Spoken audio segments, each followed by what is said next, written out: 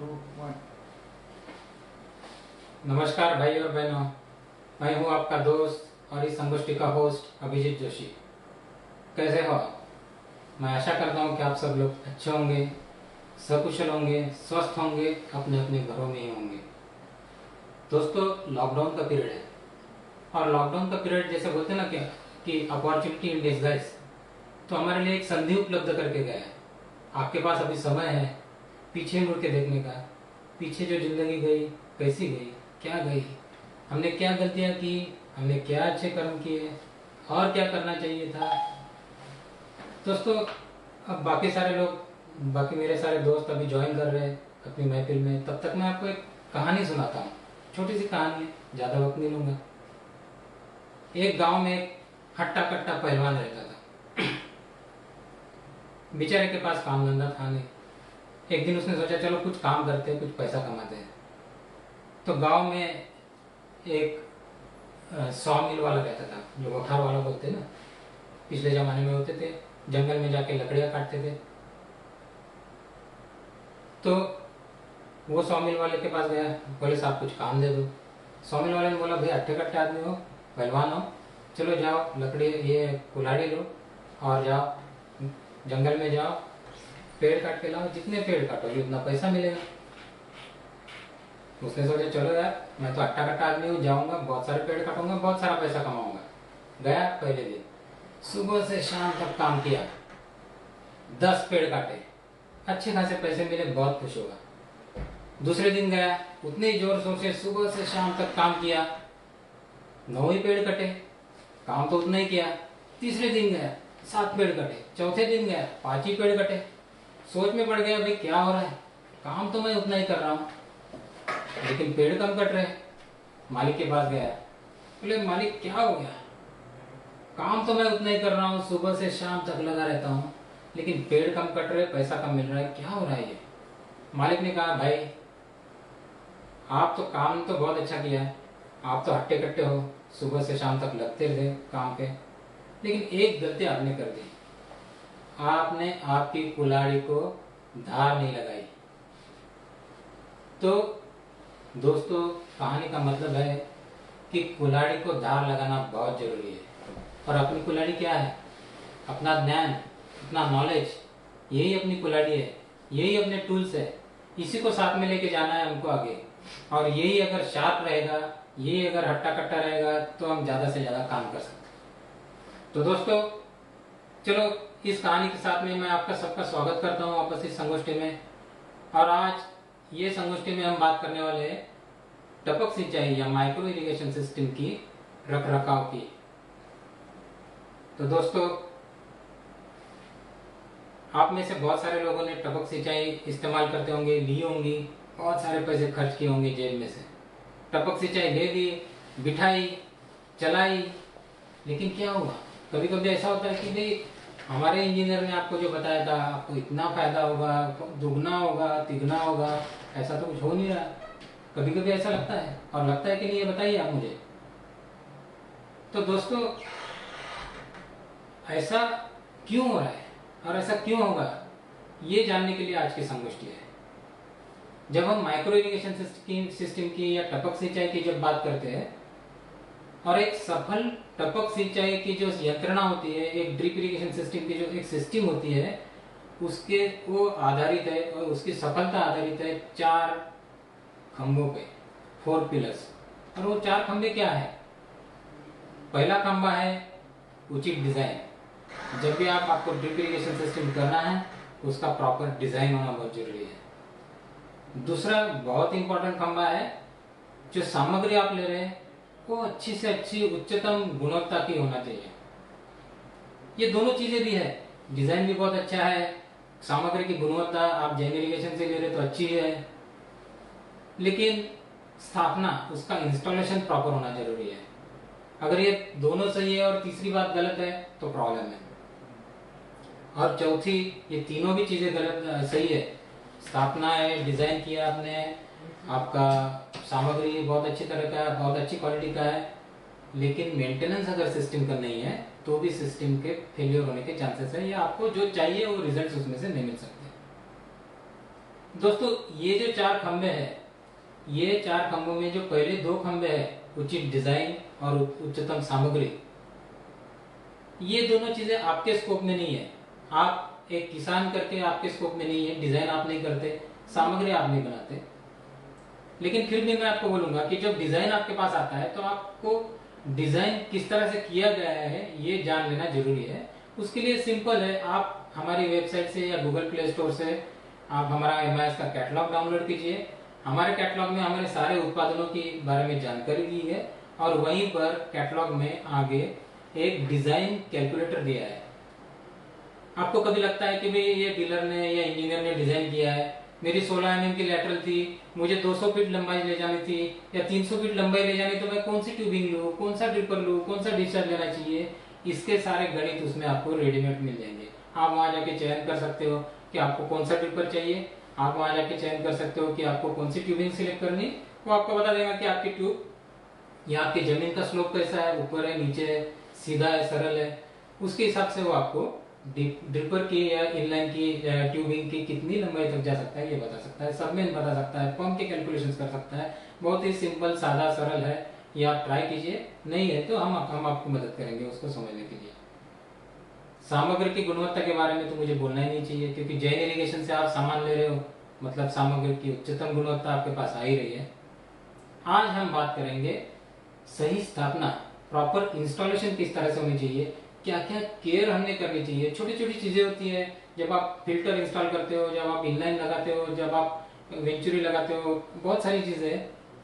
तो ये करते वक्त आपको क्या केयर करनी चाहिए, क्या देखना चाहिए, क्या गलतियां होने के चांसेस है, इसके बारे में हम बात करेंगे। और उसके बाद में हम बात करने वाले हैं रख रखाव। ये ड्रिप इरिगेशन सिस्टम एक प्रकार की टेलर मेड सिस्टम है। टेलर मेड हम बोलते हैं इसको। इसका मतलब क्या है कि आपको अगर शर्ट सिलवाना है तो हर एक का माप अलग है, हर एक की साइज अलग है।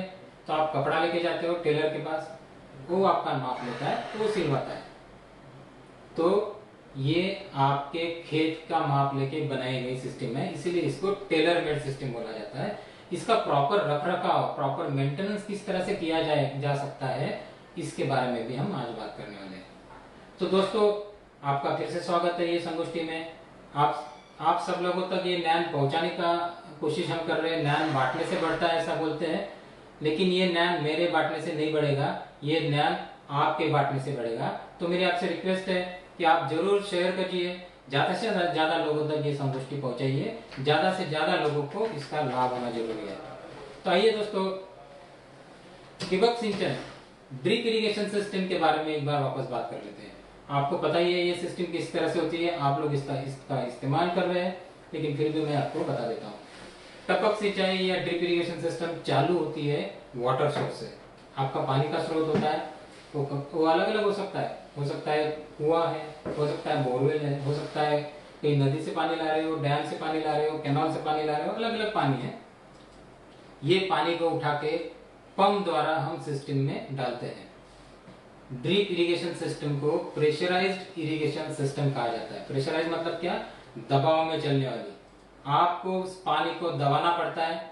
जब पानी को दबाते हैं तो पानी पाइपलाइन में से भागता है, हर कोने में पहुंच जाता है। आपका 10 हेक्टर का खेत है, 20 हेक्टर का है, 50 हेक्टर का है, खेत के हर कोने में पानी पहुंच जाता है।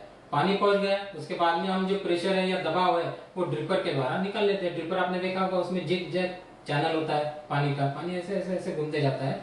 तो पानी में जो एनर्जी है, ताकत है, धीरे धीरे हम निकालते हैं। और जब पानी बाहर आता है तो हल्की धार में या बूंद बूंद के द्वारा पानी बाहर आता है। तो ये हो गया ड्रिप इरिगेशन। और ये सब करने के लिए, पानी को दबाने के लिए, पानी का जो फ्लो रेट है, यानी आपको कितनी पानी की जरूरत है, उतना पानी पंप दे रहा है कि नहीं, इसके लिए आपको जरूरत है पंप की, एक प्रॉपर सिलेक्टेड पंप की। उसके बाद में दूसरा पार्ट आता है बाईपास वाल्व। जब हम पंप से आगे निकलते हैं तो एक बाईपास वाल्व आता है। बाईपास वाल्व की जरूरत क्या है? बाईपास वाल्व में यहाँ पर लगता है कि जब आपका बड़ा खेत है, छोटे छोटे प्लॉट्स में उसको डिवाइड किया है, एक एक दो दो हेक्टर का, जैसे मानो कि 10 हेक्टर का खेत है, एक एक हेक्टर के 10 प्लॉट किए, तो जो प्लॉट आपका नजदीक है तो वहां पर प्रेशर हमेशा ज्यादा रहेगा, जो प्लॉट आपका दूर है वहां पर जाते जाते प्रेशर कम हो जाएगा। तो दोस्तों, जो प्लॉट नजदीक है वहां पर प्रेशर ज्यादा आ जाएगा, दबाव ज्यादा आएगा। ज्यादा दबाव में आपका ड्रिप सिस्टम जो आपका रिक्वायर्ड जो प्रवाह दर है, जो रिक्वायर्ड डिस्चार्ज है, जितना पानी लगने वाला है उससे शायद ज्यादा पानी दे देगा। तो आपको अगर जो सही मात्रा में पानी चाहिए उतना ही चाहिए तो आपको बाईपास वाल्व के द्वारा प्रेशर को दबाव को एडजस्ट करना पड़ता है। जब सिस्टम का डिजाइन किया जाता है तो हर सेक्शन को चलाने के लिए कितना दबाव चाहिए, कितना फ्लो रेट चाहिए, कितना प्रवाह चाहिए, इसके बारे में जानकारी दी जाती है और उतना ही फ्लो रेट और उतना ही प्रेशर या दबाव सिस्टम में रखना जरूरी है। तो यहाँ पर बाईपास वाल्व का काम है। आजकल बाईपास वाल्व के साथ में बहुत सारे लोग प्रेशर रिलीफ वाल्व भी साथ में लगाते हैं और ये बहुत जरूरी है। ये जो चित्र आप देख रहे हैं इसमें प्रेशर रिलीफ वाल्व अभी हमने दिखाया नहीं है, लेकिन मेरे ये विनती है आपसे कि आप जरूर ये प्रेशर रिलीफ वाल्व के बारे में सोचिए। और ये क्यों सोचना है, अगर कहीं पर गलती से कोई वाल्व कम ज्यादा दबाता है या वाल्व चालू ही नहीं हुआ, पंप चालू हो गया है, तो प्रेशर सिस्टम में बढ़ रहा है, प्रेशर कहाँ जाएगा? तो पंप के ऊपर या तो दबाव करेगा या तो पाइपलाइन में कहीं वीक पार्ट है वहां से लीकेजेस चालू हो जाएंगे। तो ऐसे वक्त में कहीं ना कहीं से ये प्रेशर को बाहर निकाल देना जरूरी है। जैसे आपने प्रेशर कुकर देखा होगा और प्रेशर कुकर में एक प्रेशर रिलीफ का एक नॉब रहता है जिसके अंदर एक डायफ्राम होता है। अगर किसी कारण से आपका सीटी वगैरह में कुछ अटक गया है, आपका धान भात अटक गया है, तो और अगर प्रेशर बढ़ रहा है तो ये डायफ्राम फट जाता है और सारा जो स्टीम है, जो वाफ है, ये बाहर निकाल देता है और आपका कुकर या एक्सीडेंट होने से बचता है। ऐसा ही एक्सीडेंट होने के से बचाने के लिए, आपके सिस्टम का एक्सीडेंट होने से बचने के लिए आपको प्रेशर रिलीफ वाल्व का इस्तेमाल करना भी जरूरी है। उसके बाद में आता है दोस्तों फिल्टर स्टेशन। फिल्टर स्टेशन को हम लोग ड्रिप इरिगेशन सिस्टम का हृदय या आत्मा कहते हैं। आपका हृदय अच्छा तो आपकी हेल्थ अच्छी। हार्ट अटैक आ गया तो सब कुछ चला गया।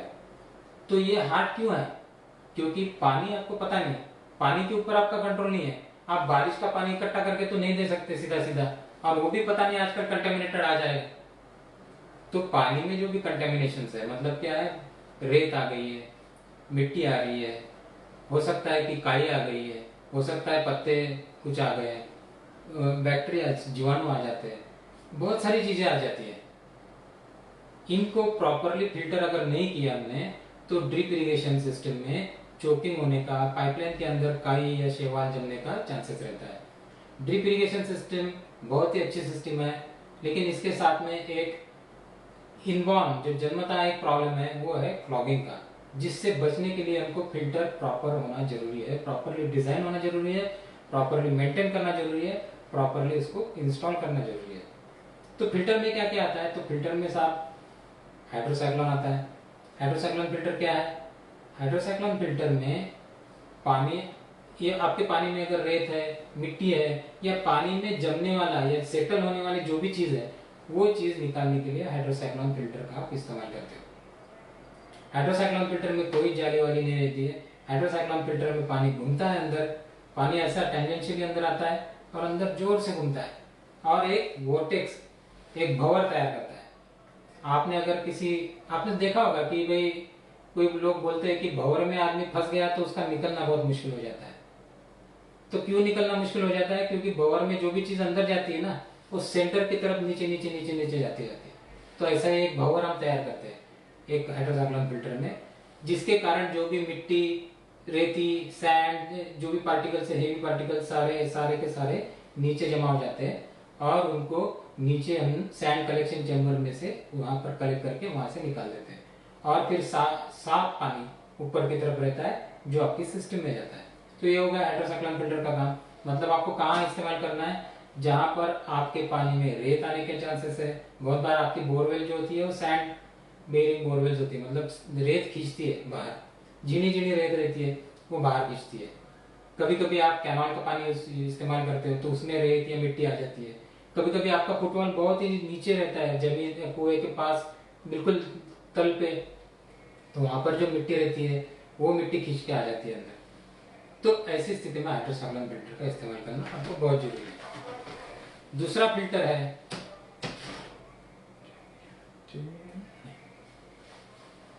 फिल्टर है आपका उसके आगे सैंड फिल्टर या मीडिया फिल्टर जिसको हम बोलते हैं।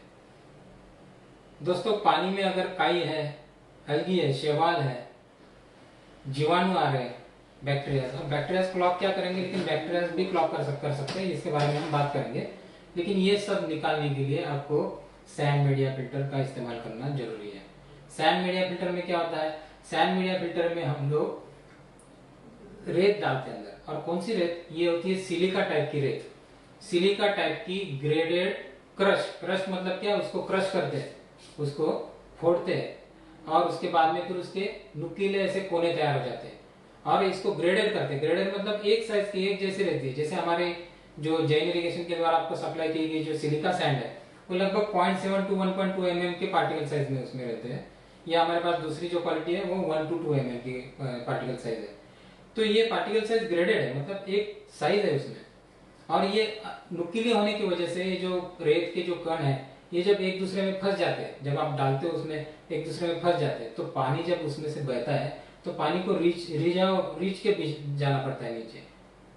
और ये रीच के जब पानी नीचे जाता है तो आप उसके साथ में अगर काई आ गई है या कुछ पत्ते आ गए तो वो ऊपर ही अटक जाते हैं, साफ सुथरा पानी अंदर जाता है। या बहुत बार पानी के अंदर बहुत ही झीनी क्ले पार्टिकल्स जिसको हम बोलते हैं ये आते हैं। तो ये जो सैंड पार्टिकल्स होते हैं ना, ये इसको एक अंग्रेजी में टर्म है एब्सॉर्ब करते हैं। मतलब क्या करती है कि ये खींचते हैं। जैसे आप अगर मिट्टी है और मिट्टी में आपने उंगली डाली और बाहर निकाली तो आपकी उंगली को लग के कुछ ना कुछ मिट्टी आ जाएंगी, इसको बोलते हैं एब्सॉर्प्शन। तो ऐसे ही ये सैंड का पार्टिकल है या रेत का जो कण है ये छोटी छोटी मिट्टी को भी खींच लेता है और उसके साथ में लगा के रखता है। तो ये अगर बहुत ही क्ले पार्टिकल्स है तब भी ये सैंड फिल्टर काम में आता है। अगर आपके पानी में काई है लेकिन बहुत ज्यादा नहीं है, जिसके लिए मैं नहीं चाहता कि भाई आप बहुत ज्यादा एक्सपेंसिव सैंड फिल्टर खरीदे, आपको सस्ते में काम करना है और लेकिन काई तो है, ऐसी कंडीशन में आप लोग डिस्क फिल्टर इस्तेमाल कर सकते हो। डिस्क फिल्टर में छोटे छोटे ऐसे सरेशंस रेशाएं रहती है जिसमें से पानी जिगजैग होकर अंदर जाता है और जब ऐसे जाता है तो उसमें उसकी जो काई का जो कण है या काई का जो थ्रेड है वो अटक जाता है, वो आगे नहीं जा सकता।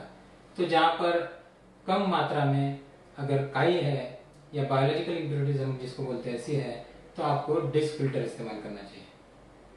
और कभी आपने कहा कि भाई मेरा पानी तो बहुत साफ सुथरा है, मुझे तो फिल्टर की जरूरत नहीं है, फिर भी कम से कम स्क्रीन फिल्टर आपके सिस्टम में होना जरूरी है। स्क्रीन फिल्टर मतलब एक जाली होती है, जाली के अंदर से पानी छन के अंदर जाता है सिस्टम में। कुछ भी अगर कचरा आ गया, सैंड आ गई, रेत आ गई, जो भी आ गया तो ये रोकने की कोशिश करता है, आगे नहीं जाने देता, सिस्टम को चौक होने से बचाता है। दोस्तों इसके बाद आता है फर्टिगेशन या उर्वरक या खाद देने के लिए जो सामग्री इस्तेमाल करते हैं वो। फर्टिगेशन में बहुत सारे प्रकार के फर्टिगेशन है जिसके बारे में हम आगे जाके जानकारी लेने वाले हैं, लेकिन एक थोड़ा सा बता दूं कि मैं मोस्टली जनरली जो यूज होता है वेंचुरी, आप लोगों ने देखी होगी। दूसरा होता है फर्टिलाइजर टैंक। ये डिफरेंशियल प्रेशर मतलब क्या कि आप एक दबाव में डिफरेंस तैयार करते हो, एक वॉल दबाते हो ताकि इधर का प्रेशर बढ़े, इधर का प्रेशर कम हो जाए और फिर पानी हमेशा हाई प्रेशर की तरफ से लो प्रेशर की तरफ दौड़ता है। तो ये प्रिंसिपल का उपयोग करके हम लोग फर्टिलाइजर टैंक या वेंचुरी को चलाते हैं। इसके द्वारा आप खाद दे सकते हो।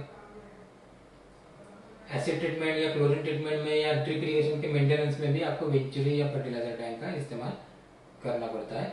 इसके अलावा कुछ इलेक्ट्रिकली ऑपरेटेड पंप है या हाइड्रोलिकली ऑपरेटेड फर्टिगेशन पंप्स है या न्यूट्रीकेयर जैसे हाईटेक असेंबली है जो आपके पानी का EC-pH या फर्टिलाइजर का EC-pH चेक करके ही अंदर जाने देता है या उसको कंट्रोल करता है। उसके बाद में सिस्टम से मतलब हमने अभी फर्टिलाइजर टैंक ये सब उर्वरक देने के लिए जो सामग्री है वो देखी। उसके बाद में आते हैं मेन लाइन की तरफ। मेन लाइन यूजुअली PVC की होती है। PVC मटेरियल ही जब सब जगह पे इस्तेमाल किया जाता है, सस्ता होता है, फ्लेक्सिबल होता है। लेकिन जैसे हिमाचल प्रदेश हो गया या जम्मू कश्मीर जहाँ पर पानी का बर्फ जमने की शक्यताएं होती है वहां पर PVC की जगह आप HDP जो हाई डेंसिटी पॉलीथिलीन पाइप है वो इस्तेमाल करते हैं। जो स्प्रिंकलर का काले रंग का पाइप होता है वो होता है HDP पाइप, वो आप इस्तेमाल करते हैं। PVC पाइप जो होता है लगभग 3 इंच 4 इंच 6 इंच अलग अलग साइज के आपके फीट के डिजाइन के हिसाब से ये पाइप का चयन होता है। मेन लाइन जोड़ती है सारे सेगमेंट्स को, छोटे छोटे प्लॉट्स में आप डिवाइड करते हो पूरे सिस्टम को। और छोटे छोटे प्लॉट्स में या छोटे छोटे सेक्शन में क्यों डिवाइड करना पड़ता है? हो सकता है आपका आपका जो क्रॉप है, आपका जो पाक है अलग अलग है, कहीं पर आपने बनाना लगाया, कहीं पर आपने चिली लगाई, ओनियन किया, अलग अलग प्लॉट्स है तो अलग अलग सिस्टम हो सकती है, अलग अलग सेक्शंस हो सकते हैं। या तो क्रॉप एक जैसा भी है, फिर भी आप उसके छोटे छोटे अगर सेक्शन करोगे तो होता क्या है कि छोटे सेक्शन को लगने वाले पानी की जरूरत कम होती है, एक साथ उसको लगने वाली। जैसे 10 हेक्टर को एक साथ भिगो देना और एक एक हेक्टर को 10 बार भिगोना में फर्क है। एक एक हेक्टर में एक साथ 1 हेक्टर को लगने वाले पानी की जरूरत है और उसके हिसाब से प्रेशर की जरूरत है, और प्रेशर और डिस्चार्ज या जो पानी की लगने वाली जरूरत है उसके हिसाब से पंप की जरूरत होती है। तो आपका पंप का हॉर्स पावर या पंप की कैपेसिटी अगर आपको कंट्रोल में रखनी है, क्योंकि पंप का हॉर्स पावर बढ़ता है तो पैसा बढ़ जाता है, आपका खर्चा बढ़ जाता है, तो इसीलिए नंबर ऑफ सेक्शंस में आपका सिस्टम डिवाइड होता है और हर सिस्टम या हर सेक्शन के अंदर एक सबमेन जाती है। ये सेक्शंस आप जो करते हो, ऑफकोर्स ये डिजाइन का मामला है और किसी दिन हम डिजाइन के बारे में भी संगोष्ठी लेंगे, उसमें भी ये डिटेल से बताएंगे। लेकिन ये सेक्शंस है, ये कितने कर सकते हो, कैसे कर सकते हो, ये डिपेंड है आपकी इलेक्ट्रिसिटी कितने घंटे तक अवेलेबल है, कितने दिन देर में आपको पानी देना है, इसके हिसाब से आपका ये सेक्शंस, नंबर ऑफ सेक्शन होते हैं। हर सेक्शन में एक सबमेन वॉल होता है, सबमेन होती है, उस सबमेन के इनलेट पे एक वॉल होता है, सबमेन के लास्ट एंड पे एक फ्लश वॉल होता है, जो सिस्टम में से जो भी गंदगी है, कचरा है जो जमा होने वाला, उसको निकालने में काम आता है। और फिर सबमेन में आपका जो क्रॉप स्पेसिंग है या रोड स्पेसिंग है, उसके हिसाब से आप ड्रिल होल्स करके उसमें से ट्यूबिंग निकालते हो और आगे जाते हो। तो चलिए दोस्तों, ये हो गया सिंचाई का जो आरेखन है, एक ओवरऑल क्या क्या उसमें कंपोनेंट्स आते हैं जिसके इंस्टॉलेशन के बारे में हमें जानकारी लेनी है, ये इसके बारे में हमने बात की। तो इसमें अभी हम थोड़ी सी जनरल बातें करते हैं कि जब टपक सिंचाई आप लेते हो या ड्रिप इरिगेशन सिस्टम आपको करनी है तो क्या क्या चीजों के ऊपर आपने ध्यान देना चाहिए। सबसे पहले ये सुनिश्चित कीजिए कि आपके पास प्रॉपर डिजाइन है, एक आरेखन है, कुछ प्लान है। बहुत बार क्या हो जाता है कि आपने सिस्टम कर ली, पाइपलाइन डाल दी, ड्रिप इरिगेशन सिस्टम का तो लाइफ होता है 5 साल 10 साल, अब याद किसे रहता है 2-3 साल का, यहाँ तो कल खाना क्या किया मैंने, मुझे तो आज खाना क्या किया मुझे याद नहीं। तो 5 साल के बाद में फिर पाइपलाइन कहाँ से गई ये पता नहीं, फिर किसी दिन हमको कुछ रिपेयर करना है या कुछ कनेक्शंस करना है, एडिशंस करना है, तो पाइपलाइन पता ही नहीं कहाँ थी, फिर यहाँ गड्ढा खोदे कि यहाँ गड्ढा खोदे, ये होता है। तो इसीलिए एक प्लान आपके पास होना जरूरी है। उसके अलावा प्लान का इंपॉर्टेंस ये भी है कि आपको पता रहता है कि आपका प्रॉपरली डिजाइन सिस्टम है। कुछ भी मन में आया भाई यहाँ पर 2 इंच डाल दो, उधर 3 इंच डाल दो, इधर ये कनेक्ट कर दो, इस तरह का सिस्टम नहीं है। ये प्रॉपरली प्लान और प्रॉपरली डिजाइन सिस्टम है। उसके बाद में जब भी आपके पास मटेरियल आता है, क्योंकि प्लान तो हो गया, उसके बाद में आपने मटेरियल का ऑर्डर दे दिया, मटेरियल आपके खेत में पहुंच गया, तो ये जांच कर लीजिए कि ये सारा मटेरियल जो आपने रिक्वायर्ड क्वांटिटी बताई थी उसके हिसाब से आया है या कम ज्यादा आया है। ये चेक कर लीजिए कि फिल्टर या जो हेवी पार्ट्स है उसमें से ये प्रॉपरली आया है या उसमें कुछ डैमेजेस है, खरोच है। क्योंकि बहुत बार क्या होता है दोस्तों, फिल्टर तो बहुत अच्छी क्वालिटी का है, प्रॉपरली पाउडर कोटिंग उसके ऊपर है, मैन्युफैक्चरिंग फैसिलिटी से हमारी कंपनी से फिल्टर निकलता है, डेपो में जाता है या डीलर लोगों के पास जाता है, तो वहां पर एक बार उठाया, वहां पर नीचे रखा, वहां पर कहीं वापस वहीं से कहीं उठाया, आपके खेत तक उठाया, वहां पर उतारा। कुछ हमारे लोग होते हैं वो प्रॉपर केयर करके उतारते नहीं है, उठाया पटक दिया, ऐसे करते करते हो सकता है उसमें छोटी सी खरोच आ जाए। तो ये खरोच नहीं आनी चाहिए, ये आप जांच कर लीजिए। खरोच आती है तो क्या करना है इसके बारे में हम बात करेंगे। उसके बाद में जब सिस्टम का इंस्टॉलेशन होता है तो आप ये चेक कर लीजिए कि ड्रिपर जो जगह पे चाहिए उसी जगह पे है। बहुत बार जैसे कॉटन है, प्री मानसून सोइंग है, आपका पौधा बहुत छोटा है, तो आपको ड्रिपर उसी जगह पे चाहिए जहां पर पौधा हो, या जिस जगह पे ड्रिपर है उस जगह पे फिर सोइंग करते हैं आजकल लोग। तो ये प्रॉपर पोजीशन बहुत इंपॉर्टेंट है, तो ये चेक कर लीजिए कि ड्रिपर की पोजीशन बराबर है कि नहीं।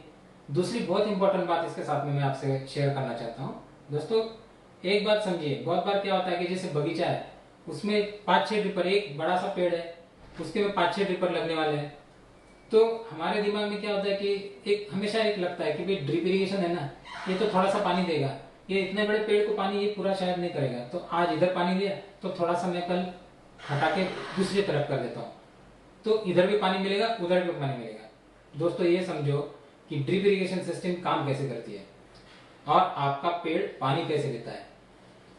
ड्रिप इरिगेशन सिस्टम में जब भी पानी नीचे जाता है तो एक वेट बल्ब जैसे पैच जैसा एक शेप तैयार हो जाता है, पानी फैलता है, नीचे जाता है, बाजू में जाता है और एक फैलाव तैयार हो जाता है।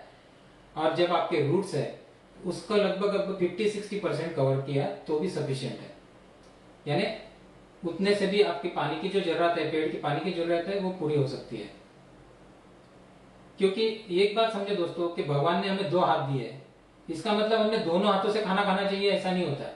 मेरा एक हाथ से खाना खा के भी उतना ही पेट भर सकता है। तो पानी एक जगह पे आपने दिया तो पानी तो पेड़ वहीं से लेगा, उसको जितना चाहिए उतना लेगा, बराबर है। तो ये होती है, मतलब इसीलिए ड्रिपर की पोजीशन एक जगह हुई तो भी प्रॉब्लम नहीं है, आपको उसको बार बार हलाना नहीं चाहिए। दूसरा इंपॉर्टेंट बात, जो पेड़ पानी कैसे लेता है, एक बात मैं आपको बोलता हूं, पानी जब आपने जमीन पे दिया और रूट्स जो है आपके पेड़ों के, जो पौधे के जो जड़ें हैं वो उनमें सलिनिटी होती है, उसमें क्षारता होती है और पानी हमेशा कम क्षारता की तरफ से ज्यादा क्षारता की तरफ दौड़ता है, जिसको हम ऑस्मोसिस बोलते हैं। आपने आरओ सिस्टम देखी होगी, जो आरओ सिस्टम उसकी उलट होती है, उल्टी होती है, तो जिसको हम रिवर्स ऑस्मोसिस बोलते हैं। तो ये जो ऑस्मोसिस होता है, ऑस्मोसिस का मतलब क्या है कि पानी कम क्षारता की तरफ से ज्यादा क्षारता की तरफ दौड़ता है। तो आपका जो पौधे है उसकी जो जड़ें हैं उसके अंदर क्षारता ज्यादा होती है, जिसकी वजह से पानी मिट्टी में से, आपकी मिट्टी में क्षारता कम है, अगर कम है तो पानी जोर से दौड़ेगा। जैसे जैसे मिट्टी में क्षारता बढ़ती जाएगी वैसे वैसे पानी कम दौड़ेगा या उसको ताकत लगानी पड़ेगी, उसको जल्दी से नहीं पहुंचेगा। हम बोलते हैं फिर मेरी जमीन खराब हो रही है। अगर ड्रिपर की जगह बदले, और ड्रिपर क्या काम करता है, ड्रिप इरिगेशन सिस्टम अगर आपकी सॉइल सलाइन है या खराश वाली जमीन है तो बहुत ही यानी एक बहुत ही अच्छी टेक्निक है। क्यों? क्योंकि ड्रिपर में से जब पानी बाहर आता है और जब वो फैलता है, नीचे जाता है, साइड में जाता है, आपकी जड़ों में से उसको वो क्षार उसमें से पिघल जाते हैं और ये क्षार जो है सारे पिघल के ये जो पैच जैसा शेप तैयार हो जाता है उसमें से वो बाहर निकल जाते हैं, यानी आपकी जड़ क्षेत्र जो है पौधे का उसमें से क्षार बाहर निकल गए। और जैसे ये क्षार बाहर निकल गए तो आपको सॉल्ट फ्री अच्छी तरह का जो मिट्टी में पानी मिला है वो इजीली खींचा जा सकता है। लेकिन आपने ड्रिपर की जगह बदल दी, एक जगह था उसको दूसरी जगह कर दिया, तो होता क्या है कि ये जो बल्ब तैयार हुआ है, ये जो क्षार वाला क्षेत्र जो बाहर है वो आपने अभी चेंज करके उसको रूट्स की तरफ ला लिया और रूट्स को वो इंटरफेयर कर रहा है। यानी क्या हो गया, ड्रिप इरिगेशन से आप एक्सपेक्ट कर रहे थे फायदा होगा, लेकिन ड्रिप इरिगेशन सिस्टम से एक तरह से आप नुकसान कर रहे हैं। तो ऐसा मत कीजिए, ड्रिपर की पोजीशन बहुत इंपॉर्टेंट है, प्रॉपर पोजीशन पे ड्रिपर होना बहुत जरूरी है। तो ये जब आप इंस्टॉलेशन करते हो तो ये बात भी ध्यान में रखना जरूरी है। उसके बाद में ट्रेंच करते हो आप लोग मेन लाइन सब मेन के लिए, वो प्रॉपर डेप्थ पे होना चाहिए, उसके बारे में हम बात करने वाले हैं। लेकिन सिस्टम का ट्रायल रन पूरी तरह से होने से पहले गड्ढे को कहीं पर भी भरो मत। हो सकता है कहीं पर ड्राई कॉन्टैक्ट है, ड्राई लगा दिया है, ऐसे ही कच्ची फिटिंग कर दी है, हो सकता है कहीं पर लीकेज है, तो ये देखने के लिए आपको गड्ढे नहीं बुझाने चाहिए, गड्ढे को बाद में भरिए। उसके बाद में हर जगह पे आपको प्रेशर चेक करने के लिए पॉइंट्स होना बहुत जरूरी है। दोस्तों मैंने आपको बोला कि ये प्रेशराइज इरिगेशन सिस्टम है, मतलब क्या, दबाव में चलने वाली।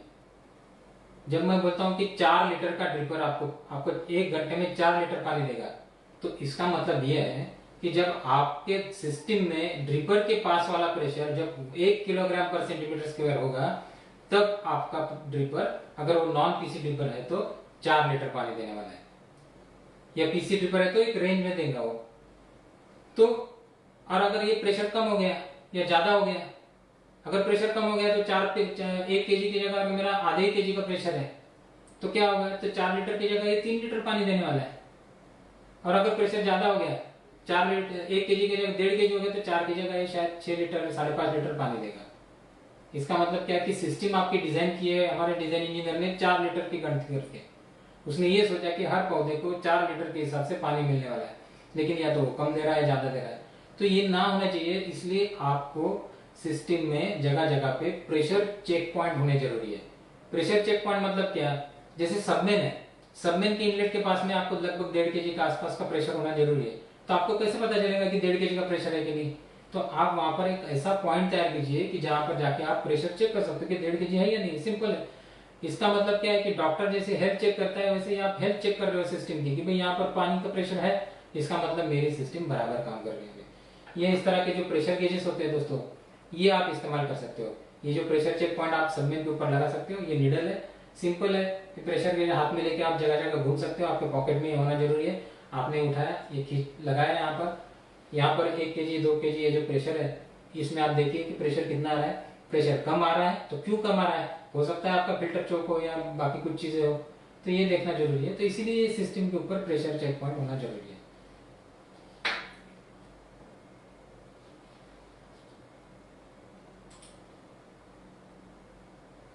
दोस्तों उसके बाद में हम बात करते हैं अभी जो पहला पार्ट है इंस्टॉलेशन का। हालांकि जैन इरिगेशन सिस्टम की तरफ से आपको पंप नहीं दिया जाता है, लेकिन पंप क्या कैपेसिटी का होना चाहिए इसके बारे में जानकारी हम लोग आपको देते हैं।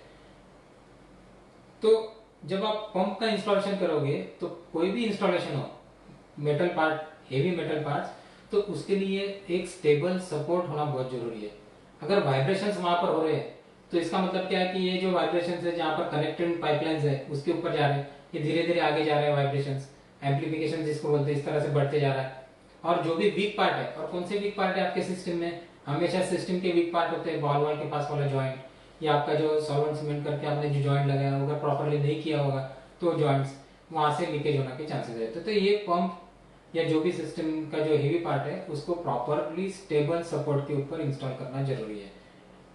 उसके बाद में सक्शन पाइप आप टेढ़ा मेढ़ा ना डालिए, जा रहा है मतलब इस तरह से तिरछा, ऐसा ना करिए, सीधा जाना चाहिए। उसके लिए जो रिक्वायर्ड सक्शन की मैक्सिमम डेप्थ है उतने ही तक रखिए, उससे ज्यादा अगर होगा तो सक्शन कर नहीं सकेगा। अगर ये सेंट्रीफ्यूगल पंप है या सरफेस पंप है, तो सबमर्सिबल पंप है तो बात अलग है। लेकिन अगर सबमर्सिबल पंप भी आप इस्तेमाल कर रहे हो तो मेरा कहना यह है कि आप प्रॉपर केसिंग पाइप, जैसे पीवीसी का हमारे जो कि वेल केसिंग पाइप है, या प्रॉपर कॉलम पाइप का इस्तेमाल करना चाहिए, या एचडीपी पाइप जो स्मूथ होते हैं अंदर से, जिसका अंदर का सरफेस स्मूथ होता है, ऐसे पाइप का इस्तेमाल करना जरूरी है। क्योंकि स्मूथ पाइप अगर आप इस्तेमाल करते हो तो उसमें से जो फ्रिक्शनल लॉसेस है वो उसमें कम होते हैं, जिसकी वजह से आपका फ्लो रेट, आपको प्रवाह ज्यादा मिलता है, प्रेशर ज्यादा मिलता है। आप इतना बड़ा पंप खरीद रहे हो, पैसा दे रहे हो एक स्पेसिफिक प्रवाह, एक फ्लो रेट और एक प्रेशर मिलाने के लिए, और इतना पैसा देने के बाद अगर वो आपको कम मिलता है किसी और कारण से, तो वो वैध भी नहीं है। तो ये कारण क्या हो सकता है कि सक्शन पाइप आपका रफ है या ठीक नहीं है, सक्शन पाइप टेढ़ा मेढ़ा है, सक्शन पाइप में शार्प एल्बोज है, एकदम शार्प टर्न लिया है, कोई भी शार्प टर्न आ गया तो गाड़ी का स्पीड कम ही हो जाता है, वैसे पानी का भी स्पीड कम हो जाता है, पानी का प्रेशर ड्रॉप हो जाता है वहां पर। तो ये चीजों के ऊपर आपको ध्यान रखना जरूरी है। पंप मैन्युफैक्चरर की तरफ से जो भी मैनुअल आपको आता है उसको पढ़िए, उसको समझिए, उसके हिसाब से उसका इंस्टॉलेशन कीजिए। ये इलेक्ट्रिसिटी के साथ में आप खेल रहे हो, 3 फेज इलेक्ट्रिसिटी होती है, तो केयरफुली प्रॉपरली इलेक्ट्रिकल कनेक्शन होना बहुत जरूरी है। बहुत बार दोस्तों क्या होता है कि पंप आपका ट्रैश, जब आपने आपका सरफेस पंप है, आपने फुटबॉल डाला और फुटबॉल जाम हो जाता है, काड़ी कचरा आ जाता है, फुटबॉल के अंदर जाने की कोशिश करता है सक्शन की वजह से, और वहां पर वो फुटबॉल जाम हो जाता है, फिर आपको निकालना पड़ता है, हिलाना पड़ता है, वापस लगाना पड़ता है। ये समय की बर्बादी, लेबर की बर्बादी, काफी सारा नुकसान। तो उससे अच्छा है एक रोटोक्लीन फिल्टर जो हमारी कंपनी बनाती है, ये आप उसके साथ में लगा सकते हो। रोटोक्लीन फिल्टर में क्या होता है कि एक जाली है, यहाँ पर आप चित्र देख सकते हो, और उसके अंदर ही फुटबॉल है, या बाहर भी फुटबॉल लगा के आप दे सकते हो, और उसके अंदर नोजल्स है, स्प्रिंकलर के जैसे नोजल्स होते हैं वैसे, और वो कंटिन्यूसली अंदर से जाली की तरफ पानी फेंकते हैं। तो जब भी कुछ कूड़ा कचरा जब जाली की तरफ आने की कोशिश करता है और जाली के ऊपर बैठने की कोशिश करता है, तो ये स्प्रे करके उसको बाहर हटाता है, तो आपका फुटबॉल चोक होने के चांसेस नहीं रहते। और दूसरा महत्वपूर्ण फायदा ये होता है कि इसकी खुद की ऊंचाई लगभग 1-1.5 फीट की होती है, तो ये फुटबॉल को थोड़ा सा ऊपर की तरफ ले जाता है, तो जो मिट्टी वगैरह जो सीधा फुटबॉल में अंदर आने के चांसेस है वो बच जाते हैं। फिर भी इसको भी आपको मिट्टी में नहीं लगा सकते, आप इसको ऊपर ही लगाना पड़ता है। तो ये पंप और उसके साथ में रोटोक्लीन फिल्टर किस तरह से इंस्टॉल करना चाहिए इसके बारे में हमने सोचा। उसके बाद में बहुत महत्वपूर्ण पार्ट आता है हाइड्रोसाइक्लोन फिल्टर। हाइड्रोसाइक्लोन फिल्टर में दोस्तों अगर हमने उसके कंपोनेंट्स की बात की तो ऊपर एक बड़ा सा साइक्लोनिक चेंबर होता है, सीधा होता है जैसे हमारा सैंड सेपरेटर है, या तो फिर एक कोनिकल पार्ट होता है ऐसा टेढ़ा सा, और नीचे एक चेंबर होता है, एक टंकी होती है छोटी सी जिसको हम सैंड कलेक्शन चेंबर बोलते हैं। तो ये 2 पार्ट होते हैं हाइड्रोसाइक्लोन फिल्टर में क्या होता है कि जैसे हमने पहले बात की कि पूरी मिट्टी कचरा अंदर एक भंवर तैयार हो जाता है और पूरी जो मिट्टी सैंड ये जो है नीचे सैंड कलेक्शन चेम्बर में आके जम जाती है। अब होगा क्या, अगर आपने इसको क्लीन नहीं किया या तो ये धीरे धीरे धीरे धीरे सैंड उसके अंदर बढ़ती जाएगी और आपको उसको कुछ दिनों के बाद में या कुछ समय के बाद में ये उसको ड्रेन वॉल करके ये मिट्टी निकाल देनी पड़ती है। तो जब आप हाइड्रोसाइक्लोन फिल्टर इंस्टॉल करते हो तो आपको ये देखना जरूरी है कि ये स्टेबल खड़ा है, इसका कोई भार पाइपलाइन के ऊपर नहीं जा रहा है, नहीं तो फिर पाइपलाइन बिल्कुल पूरा हाइड्रोसाइक्लोन का लोड उठा रही है पीवीसी पाइप, ऐसा नहीं होना चाहिए। दूसरा, आपका जो चेंबर है वो गड्ढे में नहीं होना चाहिए। मुझे याद है गुजरात में मैं गया था, हाइड्रोसाइक्लोन फिल्टर की कंप्लेंट्स थी, हमने देखा हाइड्रोसाइक्लोन फिल्टर पूरा चेंबर में गड्ढे में, और उसको साफ करने के लिए कोई जगह ही नहीं है, हाथ डालने के लिए जगह नहीं है। तो फार्मर तो साफ ही नहीं करता था उसको, और जब उसने साफ नहीं किया, पूरा चेंबर अगर रेती से भर गया है और रेत को नीचे जाने के लिए जगह नहीं है, रेत को ऊपर जाने नहीं देता क्योंकि पानी घूम रहा है, ऊपर तो सिर्फ साफ पानी जा रहा है, तो रेत जाएगी कहाँ? ये रेत अंदर ही अंदर घूमते रहती है, तो घूमेगी तो क्या करेंगे, ये घूमते घूमते काटना शुरू कर देती है, जो मेटल पार्ट है उसको काटना शुरू कर देती है। तो धीरे धीरे वहां पर जो उसका अपेक्स होता है, जो कोनिकल पार्ट, वहां पर गड्ढे तैयार हो जाते हैं, होल्स तैयार हो जाते हैं। तो बहुत इंपॉर्टेंट है आपका हाइड्रोसाइक्लोन फिल्टर अगर आप कर रहे हो तो उसका पूरा का पूरा एरिया, मतलब सैंड चेंबर भी ऊपर होना चाहिए जमीन के प्रॉपरली, ड्रेन वॉल एक्सेसिबल होना चाहिए, कहीं एकदम ही कोने में कि जहां पर हाथ भी नहीं जा सके, ऐसा नहीं करिए, प्रॉपरली ऊपर होना चाहिए, प्रॉपर फिटिंग होना चाहिए, कहीं पर पाइपलाइन के ऊपर उसका लोड नहीं होना चाहिए। दूसरा, अगर फिल्टर इंस्टॉल करते हो तो उसमें कोई खरोच आ गई तो एक बात समझिए, ये खरोच छोटी सी खरोच होती है, हमारी तरफ से तो पाउडर कोटिंग पूरी तरह से किया जाता है, लेकिन इंस्टॉल करते वक्त स्पैनर घूम गया या आपके पास अनलोडिंग हुआ मटेरियल लगाते वक्त कुछ हिल गया, लग गया, तो ये जो खरोच अगर आ गई है तो तुरंत ये खरोच के ऊपर या तो ऑयल पेंट लगा दीजिए, या ऑयल पेंट अगर नहीं है आपके पास तो सिंपल कुछ भी ट्रांसफार्मर ऑयल वगैरह लगा दीजिए, ताकि जो वातावरण का के साथ में वो खरोच का कांटेक्ट कम होना चाहिए। और ऐसा क्यों होना चाहिए दोस्तों, आपको पता होगा, आप जब बरसात के दिनों में मोटरसाइकिल या साइकिल चलाते हो, बहुत सारा कीचड़ जम जाता है, आपकी जो साइकिल की रिम होती है, मोटरसाइकिल की जो रिम होती है, उसके ऊपर कीचड़ आ जाता है। आप सोचते हैं भाई अभी साफ करूंगा, वापस कल बारिश हो जाएंगी, वापस कीचड़ हो जाएगा, वापस करवा जाएंगे, तो बरसात खत्म होने के बाद एक ही साथ उसको मैं क्लीन करता हूँ।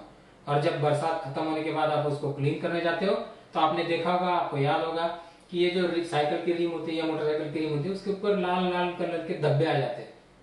इसको कहा जाता है पिटिंग करोजन, पिटिंग वाला जंग, ये जंग पकड़ रहा है वहां से। तो ये पिटिंग करोजन मतलब क्या, एक छोटा सा होल है, छोटी सी खरोच है, उसको वहां पर धीरे धीरे ऑक्सीडेशन हो रहा है और वहां पर जंग पकड़ रही है, और वो जंग धीरे धीरे अंदर बढ़ रही है। कुछ दिनों बाद आपने वहां पर कुछ केयर नहीं की तो पूरा उधर होल करके उसके खराब कर देता है। यही स्थिति हाइड्रोसाइक्लोन या कोई भी मेटल पार्ट में हो सकती है। तो कहीं पर भी मेटल पार्ट में अगर कहीं खरोच आ रही है, एक्सपोज हो रहा है, तो तुरंत वहां पर जिस भी कलर का ऑयल पेंट मिलेगा आपको, वो ऑयल पेंट लगा दीजिए, या नहीं मिलता है तो ऑयल लगा दीजिए। ऑयल लगाया तो वो निकल जाएगा, बार बार आपको लगाना पड़ेगा, इतना आपको केयर करना पड़ेगा। तो ये जो झंझट है, खरोच आ गई तो फिर आप उसको ऑयल पेंट लगाओ, ऑयल लगाओ, ये इससे निपटने के लिए और बहुत अच्छी इफिशियंसी मिलने के लिए, बहुत अच्छा परफॉर्मेंस मिलने के लिए हमने एक नया फिल्टर आपके सामने अभी लाया है, जिसका नाम है जैन बूमर। ये प्लास्टिक का है, तो इसमें ये जो रेत घूमेगी जिसकी वजह से पूरा इरोजन हो जाएगा या करोजन हो जाएगा, इसकी कोई या जंग लगना वगैरह, इसका कोई इसमें पॉसिबिलिटी नहीं है। ये हल्का है तो इसका पाइपलाइन के ऊपर बहुत ज्यादा लोड आ गया, ऐसी भी कोई पॉसिबिलिटी नहीं है, लेकिन फिर भी इसको भी स्टेबल सपोर्ट पे रखना जरूरी है। और इसका हमारा एक पैटेंटेड डिजाइन है जिसमें आपकी लगभग 95% तक की रेत या मिट्टी निकालने की इसकी क्षमता है।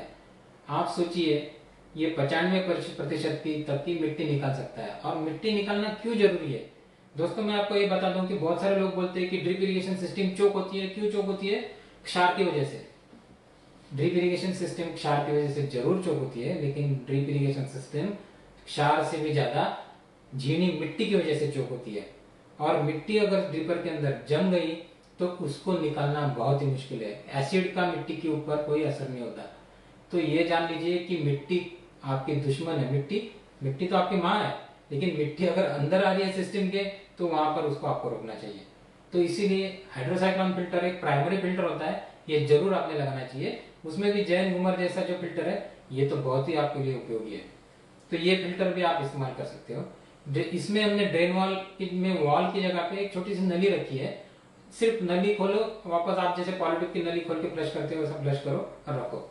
और मैं आपको एक नुस्खा बताता हूँ हाइड्रोसाइक्लोन फिल्टर की। अगर आपको कोई भी हाइड्रोसाइक्लोन हो, आपका मेटल है, प्लास्टिक का झूमर है या जो भी है, आपको ज्यादा से ज्यादा अगर एफिशिएंसी लानी है उसमें, तो नीचे वाली जो ट्यूब है या ड्रेन वॉल है उसको थोड़ा सा खोल के रख दीजिए, उसमें से कंटिन्यूअसली जो भी मिट्टी जमा हो रही है वो जाने दीजिए, आपकी इफिशियंसी बहुत बढ़ जाएगी। सिस्टम की ट्रैपिंग इफिशियंसी, हाइड्रोसाइक्लोन फिल्टर की ट्रैपिंग इफिशियंसी बहुत बढ़ जाएगी।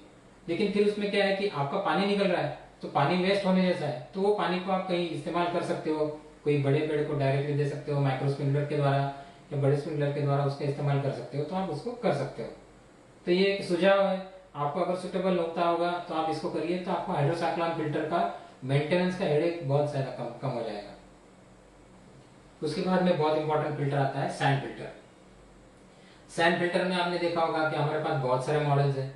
एक आड़ा मॉडल है, एक खड़ा मॉडल है जिसको आड़े को हम बोलते हैं क्लीन मास्टर, जो खड़ा मॉडल है जिसको हम बोलते हैं फिल्टर मास्टर। ये अलग अलग स्थिति में अलग अलग फिल्टर का इस्तेमाल करना चाहिए।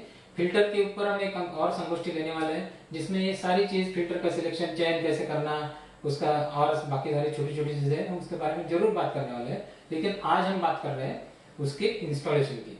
तो कोई भी सैंड फिल्टर है, एक हेवी फिल्टर है, बहुत ज्यादा उसका वजन है क्योंकि उसका खुद का वजन है, उसके अंदर सैंड आ रही है, उस सैंड का वजन है, ये सारे वजन को संभालना, और वो भी पाइपलाइन से कनेक्टेड है, तो आपको इसको बहुत ही प्रॉपर अच्छा सपोर्ट देना जरूरी है। हर जगह पे मैं यही बात कर रहा हूँ कि प्रॉपर सपोर्ट देना जरूरी है, तो सपोर्ट देना जरूरी है। उसके बाद में इसमें सैंड फिल्टर में क्या होता है कि सैंड फिल्टर में एक टंकी है, उसके बाद में उसके अंदर मशरूम या कैंडल्स होती है, जिस मतलब काले रंग की ऐसे, जिसमें छेद होते हैं, स्क्रीन होते हैं, और इसमें से पानी छन के फिर अंदर की तरफ जाता है।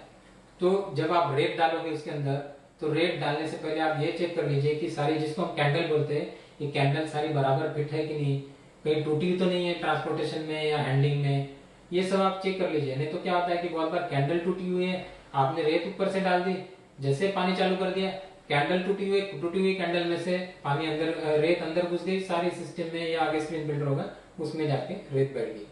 तो ऐसा ना होने चाहिए, और फिर बाद में पूरा निकालना और साफ करना बहुत ही ज्यादा कम्बरसम है, बहुत ही ज्यादा उसमें मेहनत लगती है। तो इसीलिए ये अच्छा है कि आप उसको सैंड फिल्टर को रेत डालने से पहले ही आप उसको चेक कर लीजिए।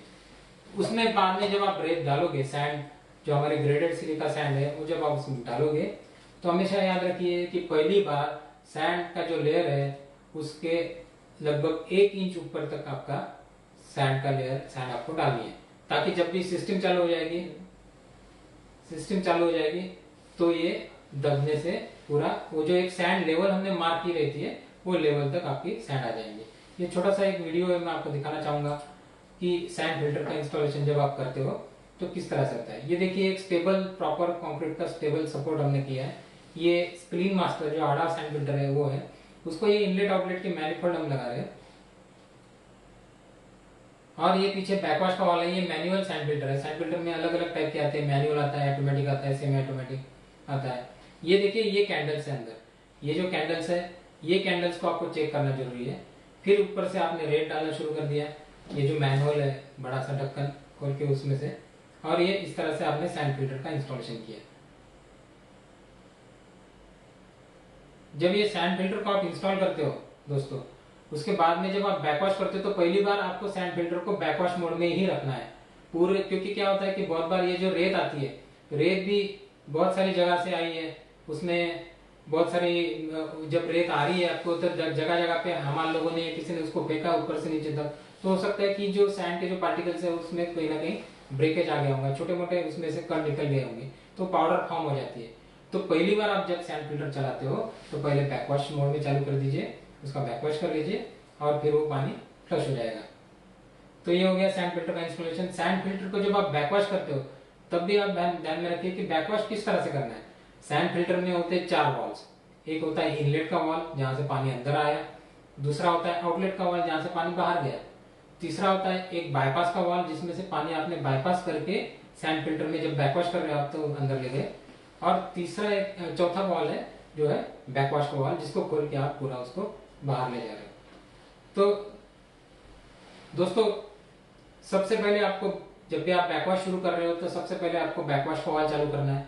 मतलब आपका इनलेट का वाल चालू है, आउटलेट का वाल चालू है, आपने बैकवॉश का वाल खोल दिया, पानी इनलेट से आया सीधा बैकवॉश की तरफ जा रहा है, कुछ पानी फिल्टर में जा रहा है, कुछ पानी बैकवॉश की तरफ जा रहा है, बराबर। फिर आप आउटलेट का वाल बंद कर दीजिए। फिर आउटलेट का वाल बंद करना मतलब क्या हो गया कि आपका पानी इनलेट की तरफ से आ रहा है, बैकवॉश के से बाहर निकल रहा है, आउटलेट की तरफ का रास्ता आपने बंद कर दिया। फिर आपने बाईपास का वाल खोलना चाहिए। तो बाईपास का वाल खोलने से क्या हो जाता है कि पानी अभी इनलेट की तरफ भी जा रहा है और बाईपास की तरफ से भी अंदर आने की कोशिश कर रहा है। और आखिरी में आप इनलेट का वाल क्लोज कर रहे हो। जब आप इनलेट का वाल क्लोज कर रहे हो तो सारा का सारा पानी इनलेट की तरफ बाईपास की तरफ से जा रहा है, पानी को रेत को पूरा उसको हिला रहा है, रेत में से जो भी कूड़ा कचरा जमा है उसको ऊपर उठा रहा है और उसको बैकवॉश वाल से उसको बाहर फेंक रहा है। ये ऐसा क्यों करना है और इसी इसमें क्रम में क्यों करना है, ताकि अगर आपने इनलेट का वाल सडनली बंद कर दिया तो हो सकता है पंप के ऊपर प्रेशर आ जाए। ये पंप के ऊपर सडनली प्रेशर नहीं आना चाहिए, इसकी वजह से स्मूथली आप इसको ट्रांजिट करते हो। और आपको लगता है कि नहीं ये नहीं पॉसिबल, मेरा खेत का आदमी ये करेगा नहीं करेगा, तो आप उसमें सेमी ऑटोमेटिक या फुल्ली ऑटोमेटिक सैंड फिल्टर ले सकते हो, जिसमें ये चारों वाल का ऑपरेशन एट अ टाइम होता है और स्मूथली होता है, कहीं पर भी जर्क नहीं आता सिस्टम में। तो ये जरूरी है सैंड फिल्टर का इंस्टॉलेशन जब आप करते हो तो। आगे क्लियर।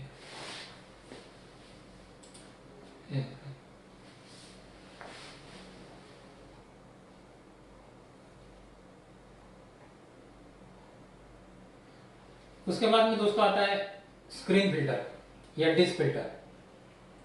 स्क्रीन फिल्टर में आपको इनलेट आउटलेट देख लेना बहुत जरूरी है, क्योंकि कुछ फिल्टर होते हैं इन टू आउट, कुछ फिल्टर होते हैं out to in. In to out और आउट टू इन का मतलब क्या है कि जैसे ये स्क्रीन फिल्टर है, ये छोटा फिल्टर है लेकिन ये स्क्रीन फिल्टर है, इसमें जाली बाहर की तरफ लगी है, पानी बाहर की तरफ से अंदर की तरफ आने वाला है, ये हो गया आउटसाइड टू इनसाइड। कुछ फिल्टर ऐसे होते हैं कि जाली अंदर से होती है, पानी अंदर जाता है, अंदर से चल के बाहर निकलता है, जैसे हमारा स्मार्ट क्लीन हो गया, तो होता है इन टू आउट। तो ये अलग अलग फिल्टर है। तो इसका मतलब क्या है कि आपको डायरेक्शन जो फिल्टर की है ये देखना बहुत जरूरी है कि किस डायरेक्शन में इनलेट आउटलेट, उल्टा हो गया तो प्रॉब्लम हो जाएगा, उल्टा अगर हो गया तो पानी आउट टू इन का पानी अंदर से आ जाएगा और अंदर की तरफ से जाली के ऊपर प्रेशर करेगा। तो ऐसा नहीं करना, इनलेट आउटलेट कनेक्शन देखना है। दूसरा, इनलेट आउटलेट को प्रॉपर सपोर्ट देना फिर से जरूरी है, स्टेबल होना जरूरी है।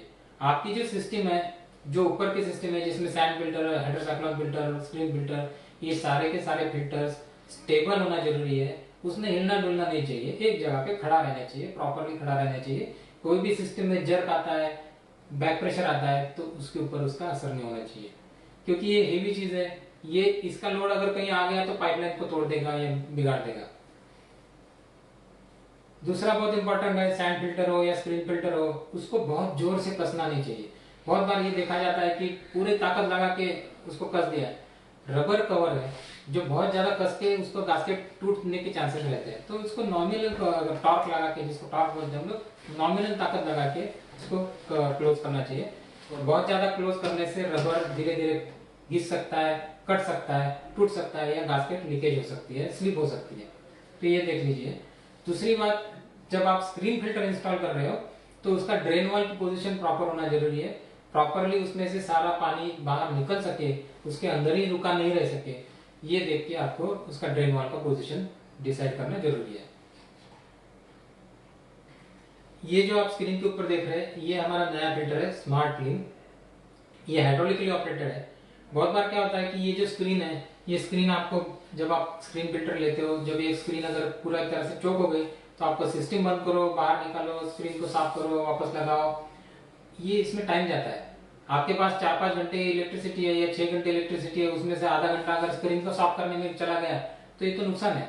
तो इसीलिए ये ऑनलाइन स्क्रीन फिल्टर है, जिसको आपको स्क्रीन निकालने की जरूरत नहीं है, ये अपने आप स्क्रीन को क्लीन करते रहता है। इसके अंदर सक्शन नोजल्स है, जैसे अपने वैक्यूम क्लीनर होता है कि वैक्यूम से वो पूरी डर्ट नीचे की जमीन के ऊपर की खींचता है, ऐसे ही इसमें मैकेनिज्म है जिसको ये जो नोजल आप देख रहे हो घूम रहे हैं, ये पूरे घूम के जो भी स्क्रीन के ऊपर जो भी कूड़ा कचरा आके जम गया है उसको खींचता है और उसको बाहर निकाल देता है। तो ये फिल्टर है, स्मार्ट क्लीन फिल्टर, जिसमें एक प्राइमरी फिल्टर होता है जो जाली जैसा होता है, और उसके बाद में ये जो रेगुलर फिल्टर है। तो प्राइमरी फिल्टर में कैसा है कि पत्थर वत्थर अगर कुछ बड़े से आ रहे हैं या पत्ते आ रहे हैं तो ये इसमें अटक जाते हैं, और बाद में जो भी मिट्टी वगैरह अंदर आ रही है ये स्क्रीन में अटक जाती है। ये नोजल के द्वारा ये मिट्टी बाहर यहाँ से फेंकी जाती है। तो ये दोस्तों है स्मार्ट क्लीन फिल्टर है। एक बात समझिए, ये स्क्रीन फिल्टर है, स्मार्ट क्लीन स्क्रीन फिल्टर है, ये सैंड फिल्टर का रिप्लेसमेंट नहीं है। बहुत सारे लोगों को ऐसा लगता है कि ये लगा दिया तो लाइफ जिंगल आला, ऐसा नहीं होता। ये फिल्टर स्क्रीन फिल्टर का काम करता है, सैंड फिल्टर को काम अलग है। सैंड फिल्टर का काम क्या है? सैंड फिल्टर का काम है आपके पानी में अगर काई है, शैवाल है तो उसको निकालना। और स्क्रीन फिल्टर का काम क्या है? आपके पानी में अगर मिट्टी है, रेत है, बड़े सैंड पार्टिकल्स है तो उसको निकालना। दोनों के काम अलग है, दोनों काम एक साथ करना मुश्किल है। वैसे भी फिल्टर्स है हमारे पास, लेकिन ये नहीं है। उसके बाद में दोस्तों बहुत ही इंपॉर्टेंट जो पार्ट है सिस्टम का वो है वेंचुरी और वेंचुरी असेंबली। वेंचुरी में 2-3 प्रकार है, यानी एक तो इंस्टॉलेशन किस तरह से करना चाहिए, और उसके पहले मैं ये बोलूंगा कि वेंचुरी का सिलेक्शन या चयन किस तरह से करना चाहिए। मुझे कौन सी वेंचुरी चाहिए? मैंने बहुत सारे वेंचुरीज है, कोई बोलता है 2 इंच की ले लो तो बहुत बढ़िया, कोई बोलता है 1.5 इंच की ले लो, कोई कहीं किसी जगह पे 1.25 इंच की चलती है, कोई कुछ बोलता है, कोई कुछ बोलता है। तो कौन सी वेंचुरी मेरे लिए अच्छी है, जो मेरे लिए सुटेबल है, उपयोगी है, ये बात आपको तय करना जरूरी है। इसके बारे में हम बात करेंगे, थोड़ी सी टेक्निकल है लेकिन बात करेंगे। लेकिन वेंचुरी इंस्टॉल करने से पहले आपको उसकी डायरेक्शन देखना बहुत ज्यादा जरूरी है। वेंचुरी अगर आप देखेंगे तो उसमें एक पहले एक छोटा सा कोन आता है, उसके बाद में आपका सेक्शन आता है, और उसके बाद में एक लंबा सा कोन है। तो ये लंबा सा कोन हमेशा बाहर की तरफ से या आउटलेट की तरफ होना चाहिए। छोटा कोन जो है इसमें से पानी अंदर आना चाहिए। छोटे कोन में से पानी अंदर आया, लंबे से कोन में से बाहर निकला। तो ये जो है, जैसे ये वेंचुरी है तो यहाँ पर अभी पानी यहाँ से आ रहा है, ये छोटा कोन है, यहाँ से पानी अंदर आया और यहाँ से बाहर जा रहा है, ये आउटलेट की तरफ है। ये अगर उल्टा लगाया तो क्या होगा? ये उल्टा लगाया तो पानी यहाँ सक्शन पाइप में से बाहर निकलना शुरू हो जाएगा। फिर बहुत सारे लोग फोन करते हैं, साहब वेंचुरी तो काम ही नहीं कर रही आपकी। तो वेंचुरी में कुछ नहीं है, वेंचुरी में ना कोई घूमने वाली चीज है ना कोई मैकेनिज्म है, एक सिर्फ ये कोन है और एक दूसरा कोन है, बाकी इसमें कुछ मैकेनिज्म ही नहीं है। अगर ये उल्टा हो गया या प्रेशर आपका कम ज्यादा हो गया तो ये वेंचुरी काम नहीं करेगा, अदरवाइज ये वेंचुरी मैकेनिकल चीजें काम करेगी करेगी। तो ये चीज देखना जरूरी है कि मेरा वेंचुरी का डायरेक्शन बराबर है कि नहीं। दूसरा, मुझे वेंचुरी को चलाने के लिए जो प्रेशर डिफरेंस चाहिए वो मुझे इसमें मिलने वाला है कि नहीं। बहुत बार होता है कि भाई प्रेशर डिफरेंस कितना चाहिए वेंचुरी में, तो आप ये बात समझिए कि ये इनलेट है, इसका ये आउटलेट है, ये दोनों के बीच में कम से कम 0.8 to 1 किलोग्राम पर सेंटीमीटर स्क्वायर इतना डिफरेंशियल प्रेशर, इतना प्रेशर डिफरेंस होना जरूरी है।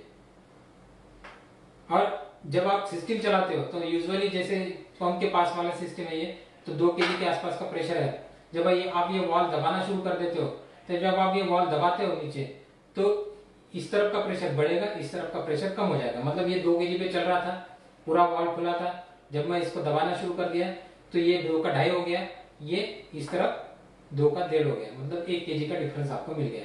आपकी एक्चुअल सिस्टम का प्रेशर कितना डाउन हो गया? सिर्फ 0.5 से। एक्चुअल सिस्टम का प्रेशर 0.5 से डाउन हुआ, क्योंकि 2 का मैंने इधर 1.5 ही किया है, लेकिन मेरा ओवरऑल डिफरेंशियल प्रेशर जो है वो 1 kg का है। जब ये वेंचुरी प्रॉपर्ली सक करेगी, कम प्रेशर पे भी सक करेगी, कम करेगी, उसके चार्ट हमारे कैटलॉग में दिए हुए हैं, तो आप देख लीजिए, उसके हिसाब से आप उसको चयन उसका कर सकते हो।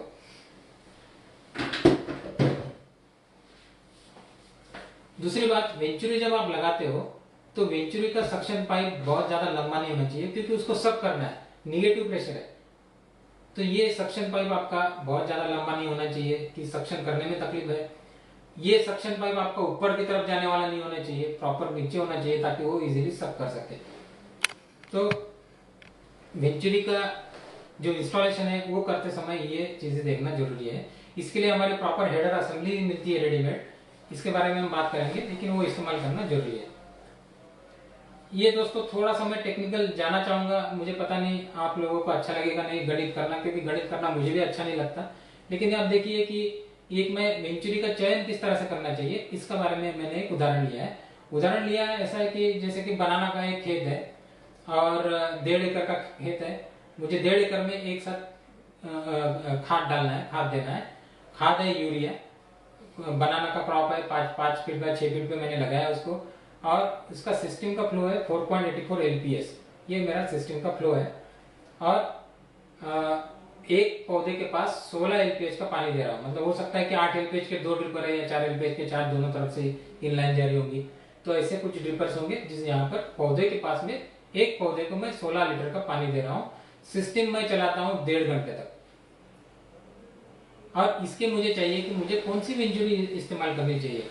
तो दोस्तों, पीक जो फर्टिलाइजर, हमेशा वेंचुरी का चयन जो होता है वो पीक फर्टिलाइजर एप्लीकेशन जो भी होगा, मतलब बहुत सारे खाद आप डालते होंगे, उसमें से ज्यादा खाद ज्यादा से ज्यादा मात्रा में जब लगता है, वो मात्रा के लिए अनुकूल आपकी वेंचुरी होनी चाहिए। तो हो सकता है ये यूरिया का जो एग्जांपल मैंने लिया है, तो बनाना के लिए 6.5 ग्राम पर प्लांट, ये पीक फर्टिलाइजर एप्लीकेशन है, ये उदाहरण है, ये सही होगा या नहीं पता नहीं, लेकिन ये 6.5 ग्राम का यूरिया मुझे लग रहा है एक पौधे के पास। ऐसे कितने पौधे हैं मेरे पास? मेरे 1.5 एकड़ में 2177 पौधे हैं, बराबर। और मेरा सिस्टम का ऑपरेटिंग प्रेशर है 2 किलोग्राम पर सेंटीमीटर स्क्वायर।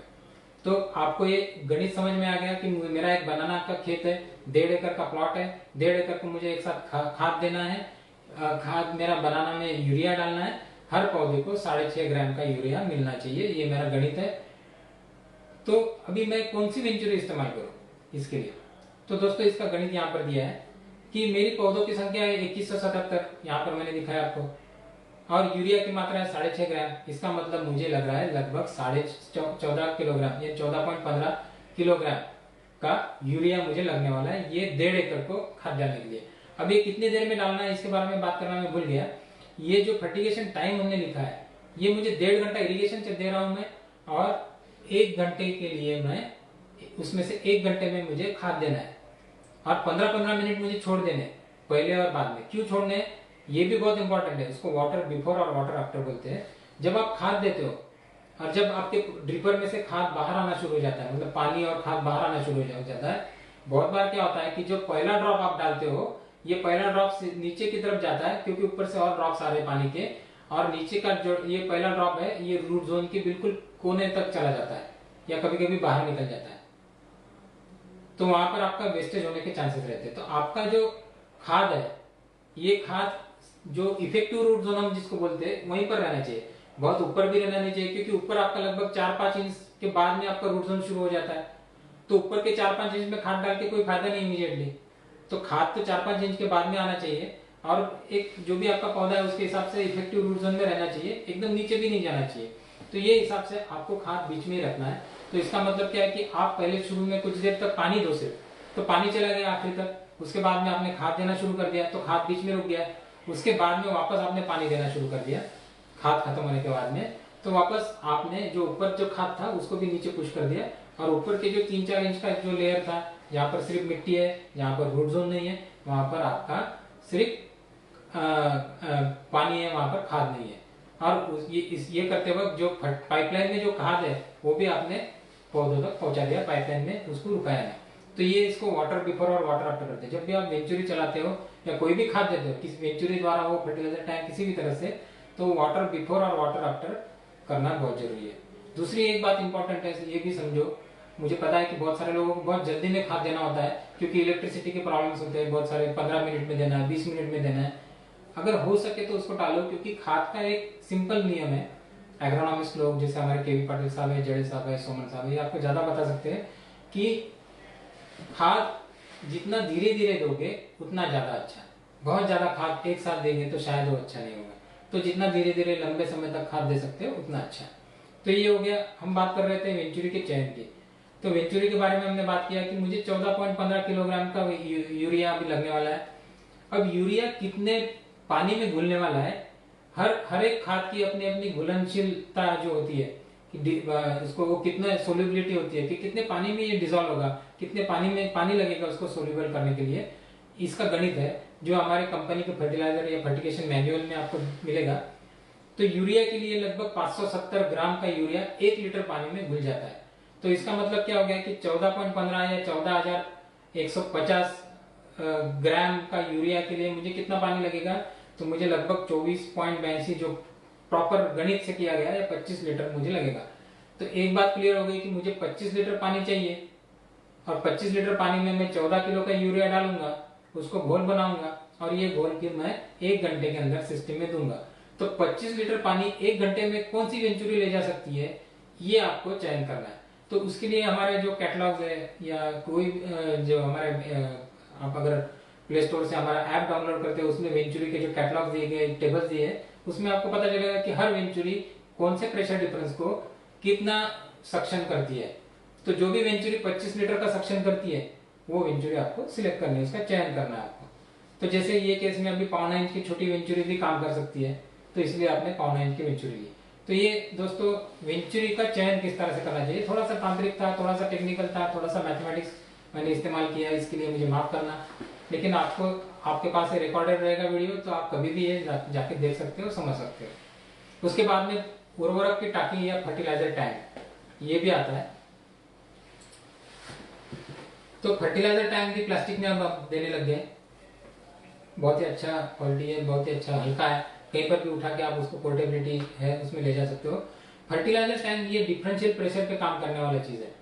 ये इसको वेंचुरी जितना प्रेशर डिफरेंस नहीं लगता। जैसे वेंचुरी में हमने बात की थी कि 0.8 to 1 किलोग्राम पर सेंटीमीटर स्क्वायर का प्रेशर डिफरेंस होना चाहिए, इतना इसमें नहीं लगता। ये 0.2 0.3 जितना प्रेशर डिफरेंस करोगे उसके हिसाब से पानी जाएगा। लेकिन फर्टिलाइजर टैंक में आप खाद भरते हो, एक तरफ से पानी आता है हाई प्रेशर में, आपने वाल्व उसको दबाना शुरू कर दिया, पानी हाई प्रेशर में टाकी की तरफ आया, टाकी से फिर पानी, जैसे मैंने आपको कहा कि पानी हमेशा हाई प्रेशर से लो प्रेशर की तरफ दौड़ता है, तो लोअर प्रेशर की तरफ फर्टिलाइजर को लेके जाना शुरू कर देता है। तो फर्टिलाइजर टैंक जो भी आपने इस्तेमाल किया, तो उसमें से फर्टिलाइजर और पानी मिक्स होकर अंदर जा रहा है। तो उधर तो कोई आपका दिखने का सवाल नहीं कि भाई मेरा खाद खत्म हो गया, क्योंकि खाद जैसे जा रहा है धीरे धीरे वैसे वैसे उसमें पानी भी आते जा रहा है। तो मुझे कैसे पता चलेगा कि मेरा खाद खत्म हो गया देकर?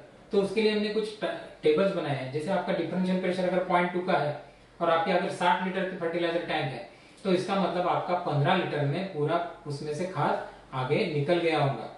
तो आप इसका ये टेबल का इस्तेमाल करके आप लोग डिसाइड कर सकते हो कि मुझे 15 मिनट में खाद देना है, तो 15 मिनट में मेरा ये 0.2 डिफरेंस पे इतना इतना चला जाएगा।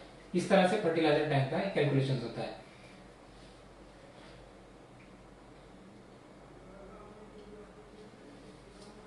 और फर्टिलाइजर टैंक के बारे में एक बात बताना भूल गया कि फर्टिलाइजर टैंक में डाइल्यूशन होता है।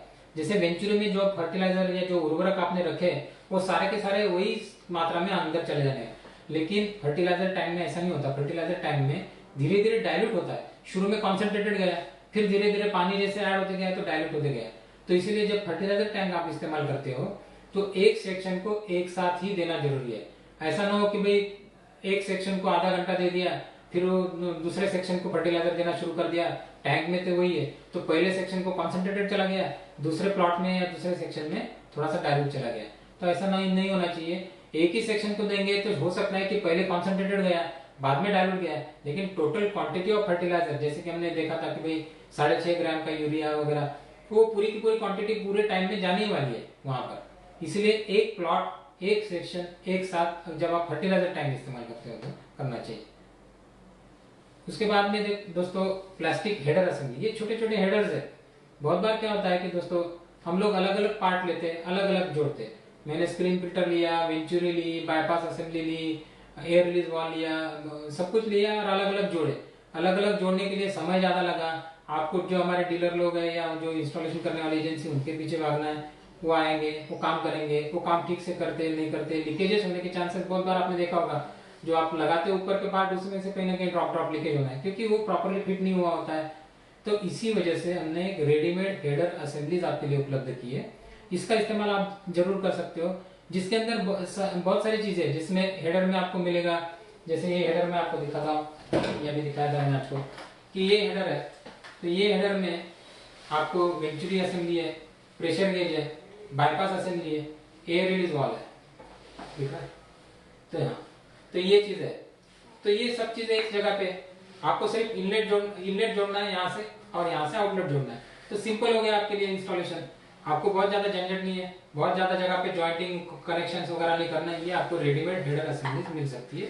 ऐसी बहुत सारी प्रकार की हेडर असेंबलीज है, फ्लैंज्ड है, थ्रेडेड है, बहुत सारी प्रकार की है। किसी में बाईपास वाला आएगा, किसी में नहीं आएगा, बहुत सारे ऑप्शन है उसमें।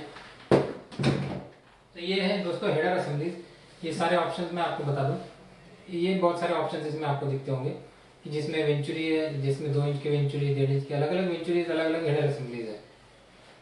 इसके साथ में गेट वॉल आता है। अभी अभी जो नया गेट वॉल हम दे रहे हैं उसके साथ में इंडिकेटर्स भी है, तो आपको पता चल रहा है कि आपने कितना वॉल क्लोज किया है, ये भी इसके साथ में अभी आपको मिलने वाला है।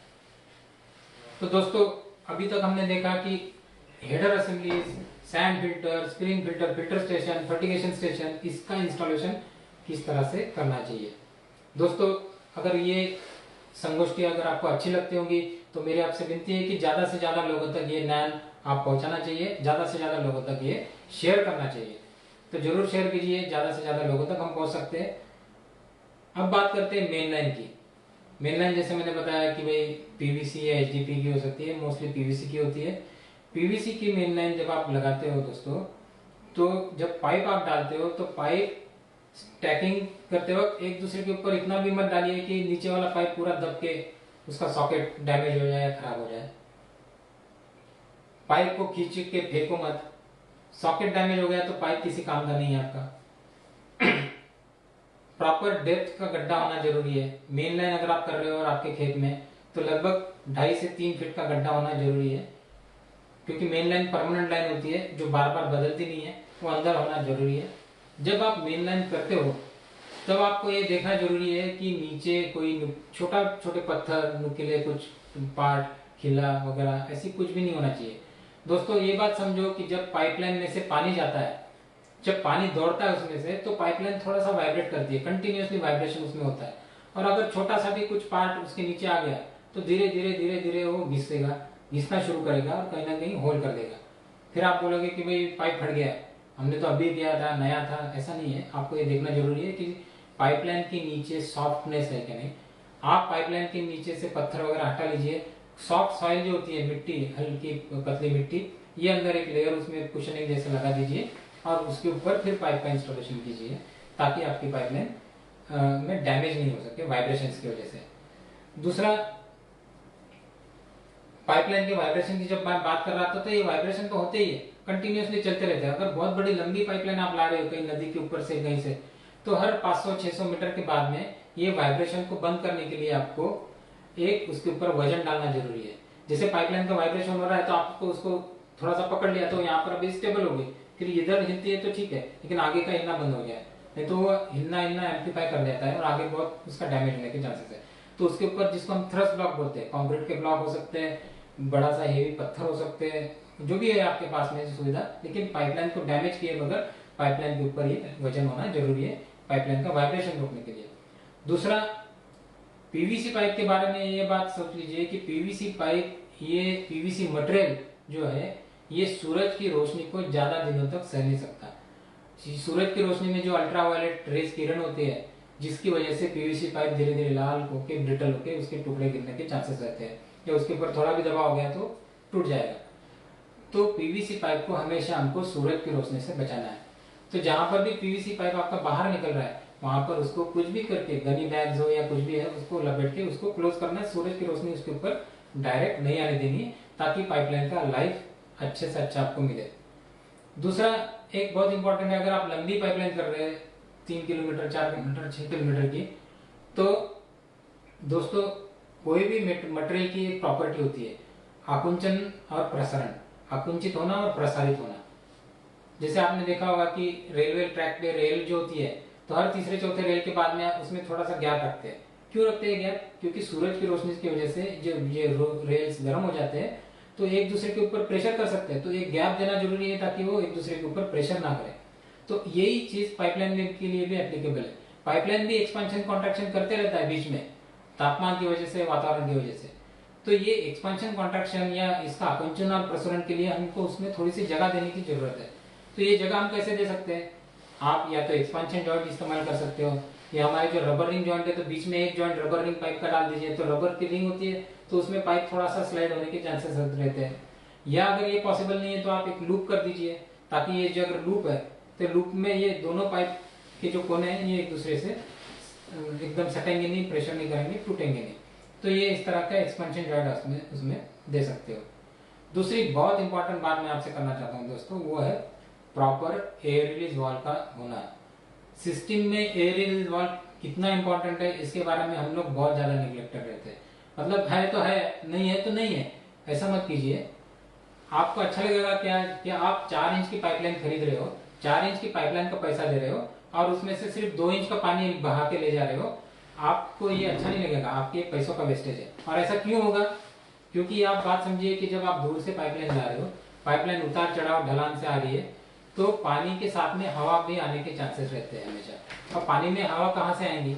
तो पानी में हवा जगह जगह से आ सकती है। पहली जगह है आपका सक्शन। सक्शन की तरफ से अगर छोटा मोटा लीकेज है तो थोड़े से एयर बबल्स अंदर आते हैं, पंप की तरफ से एयर बबल्स अंदर आते हैं, या हवा के जो बबल्स है, गुब्बारे छोटे छोटे, ये अंदर घुसते हैं। या तो हो सकता है कि आपकी पाइपलाइन छोटी है और आपका पंप पानी का वेग जो है, स्पीड वेलोसिटी बहुत ज्यादा है, तो वेरी हाई वेलोसिटी, अगर ज्यादा वेलोसिटी में पानी अगर जा रहा है तो पानी के अंदर जो डिजॉल्व एयर है, पानी के अंदर हवा घुली रहती है हमेशा, तो ये डिजॉल्व एयर बाहर निकलने के चांसेस रहते हैं। पानी के अंदर हवा कैसी घुली रहती है, मैं आपको एक उदाहरण देता हूँ। जब आप चाय करने के लिए तपेले में पानी रखते हो और उसको गैस लगाते हो, गर्म करते हो, गर्म करना शुरू कर देते हो, तो धीरे धीरे पानी में आपको छोटे छोटे एयर बबल्स दिखेंगे, वो इधर उधर दौड़ते हैं, साइड में आ जाते हैं। तो ये कहाँ से आ गए? ये पानी के अंदर की हवा थी, जो टेम्परेचर, तापमान बदलने की वजह से पानी में से बाहर निकल के बाहर आना शुरू हो गई वो। तो ऐसे ही अगर पानी की गति बहुत ज्यादा बढ़ रही है तो भी पानी के अंदर जो हवा है वो बाहर निकलना शुरू हो जाती है। इसीलिए हम लोग जो पाइपलाइन डिजाइन करते हैं, प्रॉपर पाइपलाइन जो डिजाइन होती है, उसको एक स्पेसिफिक वेलोसिटी के साथ में, इसको हम परमिसिबल, मैक्सिमम परमिसिबल वेलोसिटी बोलते हैं, जो लगभग 1.5 मीटर पर सेकंड के आसपास या मैक्सिमम 1.75 मीटर पर सेकंड के आसपास होनी चाहिए, उतनी होनी चाहिए। उससे ज्यादा अगर हो गया तो क्या हो गया? तो प्रेशर लॉस भी बढ़ेगा पाइपलाइन के अंदर। तो चलो प्रेशर लॉस तो आप सह लेंगे, शायद आपका पंप बहुत बड़ी कैपेसिटी का है, लेकिन ये हवा बाहर निकलना शुरू करेगा। अब ये हवा जाएगी कहाँ? हवा का हमेशा एक रूप होता है, हमेशा हमेशा हवा ऊपर की तरफ जाती है, हवा नीचे नहीं जा सकती पानी के अंदर। हवा पानी के अंदर डूब नहीं सकती, पानी के ऊपर आना शुरू कर देती हो। तो पानी के ऊपर जाके जाएंगे कहाँ? आपकी पाइपलाइन सब मानो क्या ऐसी जा रही है, तो ऐसी पाइपलाइन में यहाँ आके ये हवा अटक गई, अब ये नीचे नहीं जा सकती, ये यहाँ पर अटक गई। अगर आपने इसको यहाँ से निकाला नहीं तो धीरे धीरे पानी का जो एरिया है, पाइपलाइन का सेक्शन है, उसमें ये हवा भरती जाती है और पानी धीरे धीरे कम जगह में से जाना शुरू कर देता है। मतलब क्या कि 4 इंच की पाइपलाइन ली और 2 इंच में से पानी लेके जा रहे हैं, तो यहाँ से हवा निकलना जरूरी है। तो यहाँ पर एक प्रॉपर एयर रिलीज वाल्व, जहाँ पर भी चढ़ान है, जहाँ पर जो भी टॉपमोस्ट पोर्शन है, वहां से एयर निकलना जरूरी है। इवन जो भी छोटे मोटे एंडुलेशन है, वहां पर भी आप छोटे properly design air release valve लगा सकते हो। अगर आपकी बहुत बड़ी और लंबी पाइपलाइन है तो प्रॉपर डिजाइन करके आप एयर रिलीज वाल्व लगाना बहुत जरूरी है। दूसरा एयर रिलीज वाल्व का बहुत इंपॉर्टेंट बेनिफिट या उसका इंपॉर्टेंस ये है दोस्तों कि पीवीसी पाइप अगर आप इस्तेमाल करते हो तो एक बात ध्यान में रखिए कि पीवीसी पाइप अगर उसके अंदर वैक्यूम आ गया तो कोलैप्स हो जाता है, मुड़ जाता है, दुमड़ जाता है। तो ऐसा ना होना अगर चाहते हैं आप, तो इसका मतलब वैक्यूम नहीं आना चाहिए। तो जहां पर भी वैक्यूम आने के चांसेस है, वैक्यूम कब आ सकता है? जैसे कि मानो कि इस तरह की आपकी पाइपलाइन है, पानी ऊपर जा रहा है और यहाँ से नीचे जा रहा है, अचानक आपका पंप बंद हो गया तो इधर का पानी नीचे की तरफ आना शुरू हो गया, पंप बंद हो गया तो इधर का पानी आगे जाना शुरू हो गया। तो बीच वाली ये जगह है, यहाँ पर तो कुछ नहीं, यहाँ पर वैक्यूम आना शुरू हो जाएगा, तो यहाँ का पाइप कोलैप्स हो जाएगा। तो यहाँ पर अगर मैं एयर रिलीज वाल्व लगाता हूँ तो यहाँ पर बाहर की हवा अंदर खींच के यहाँ का वैक्यूम ब्रेक करके ये पाइपलाइन को बचा सकता है। तो एयर रिलीज वाल्व का बहुत बड़ा इंपॉर्टेंस है। ये एयर रिलीज वाल्व अगर आपकी पाइपलाइन लंबी है या इवन ड्रिप इरिगेशन सिस्टम में भी प्रॉपर जगह पे एयर रिलीज वाल्व का होना जरूरी है दोस्तों। अब बात करते हैं पाइप को जोड़ने की। बहुत सारे लोग ये समझते हैं कि पाइप को जोड़ने के लिए जो सोल्यूशन मिलता है उसको लगा दिया तो ये फेविकॉल है।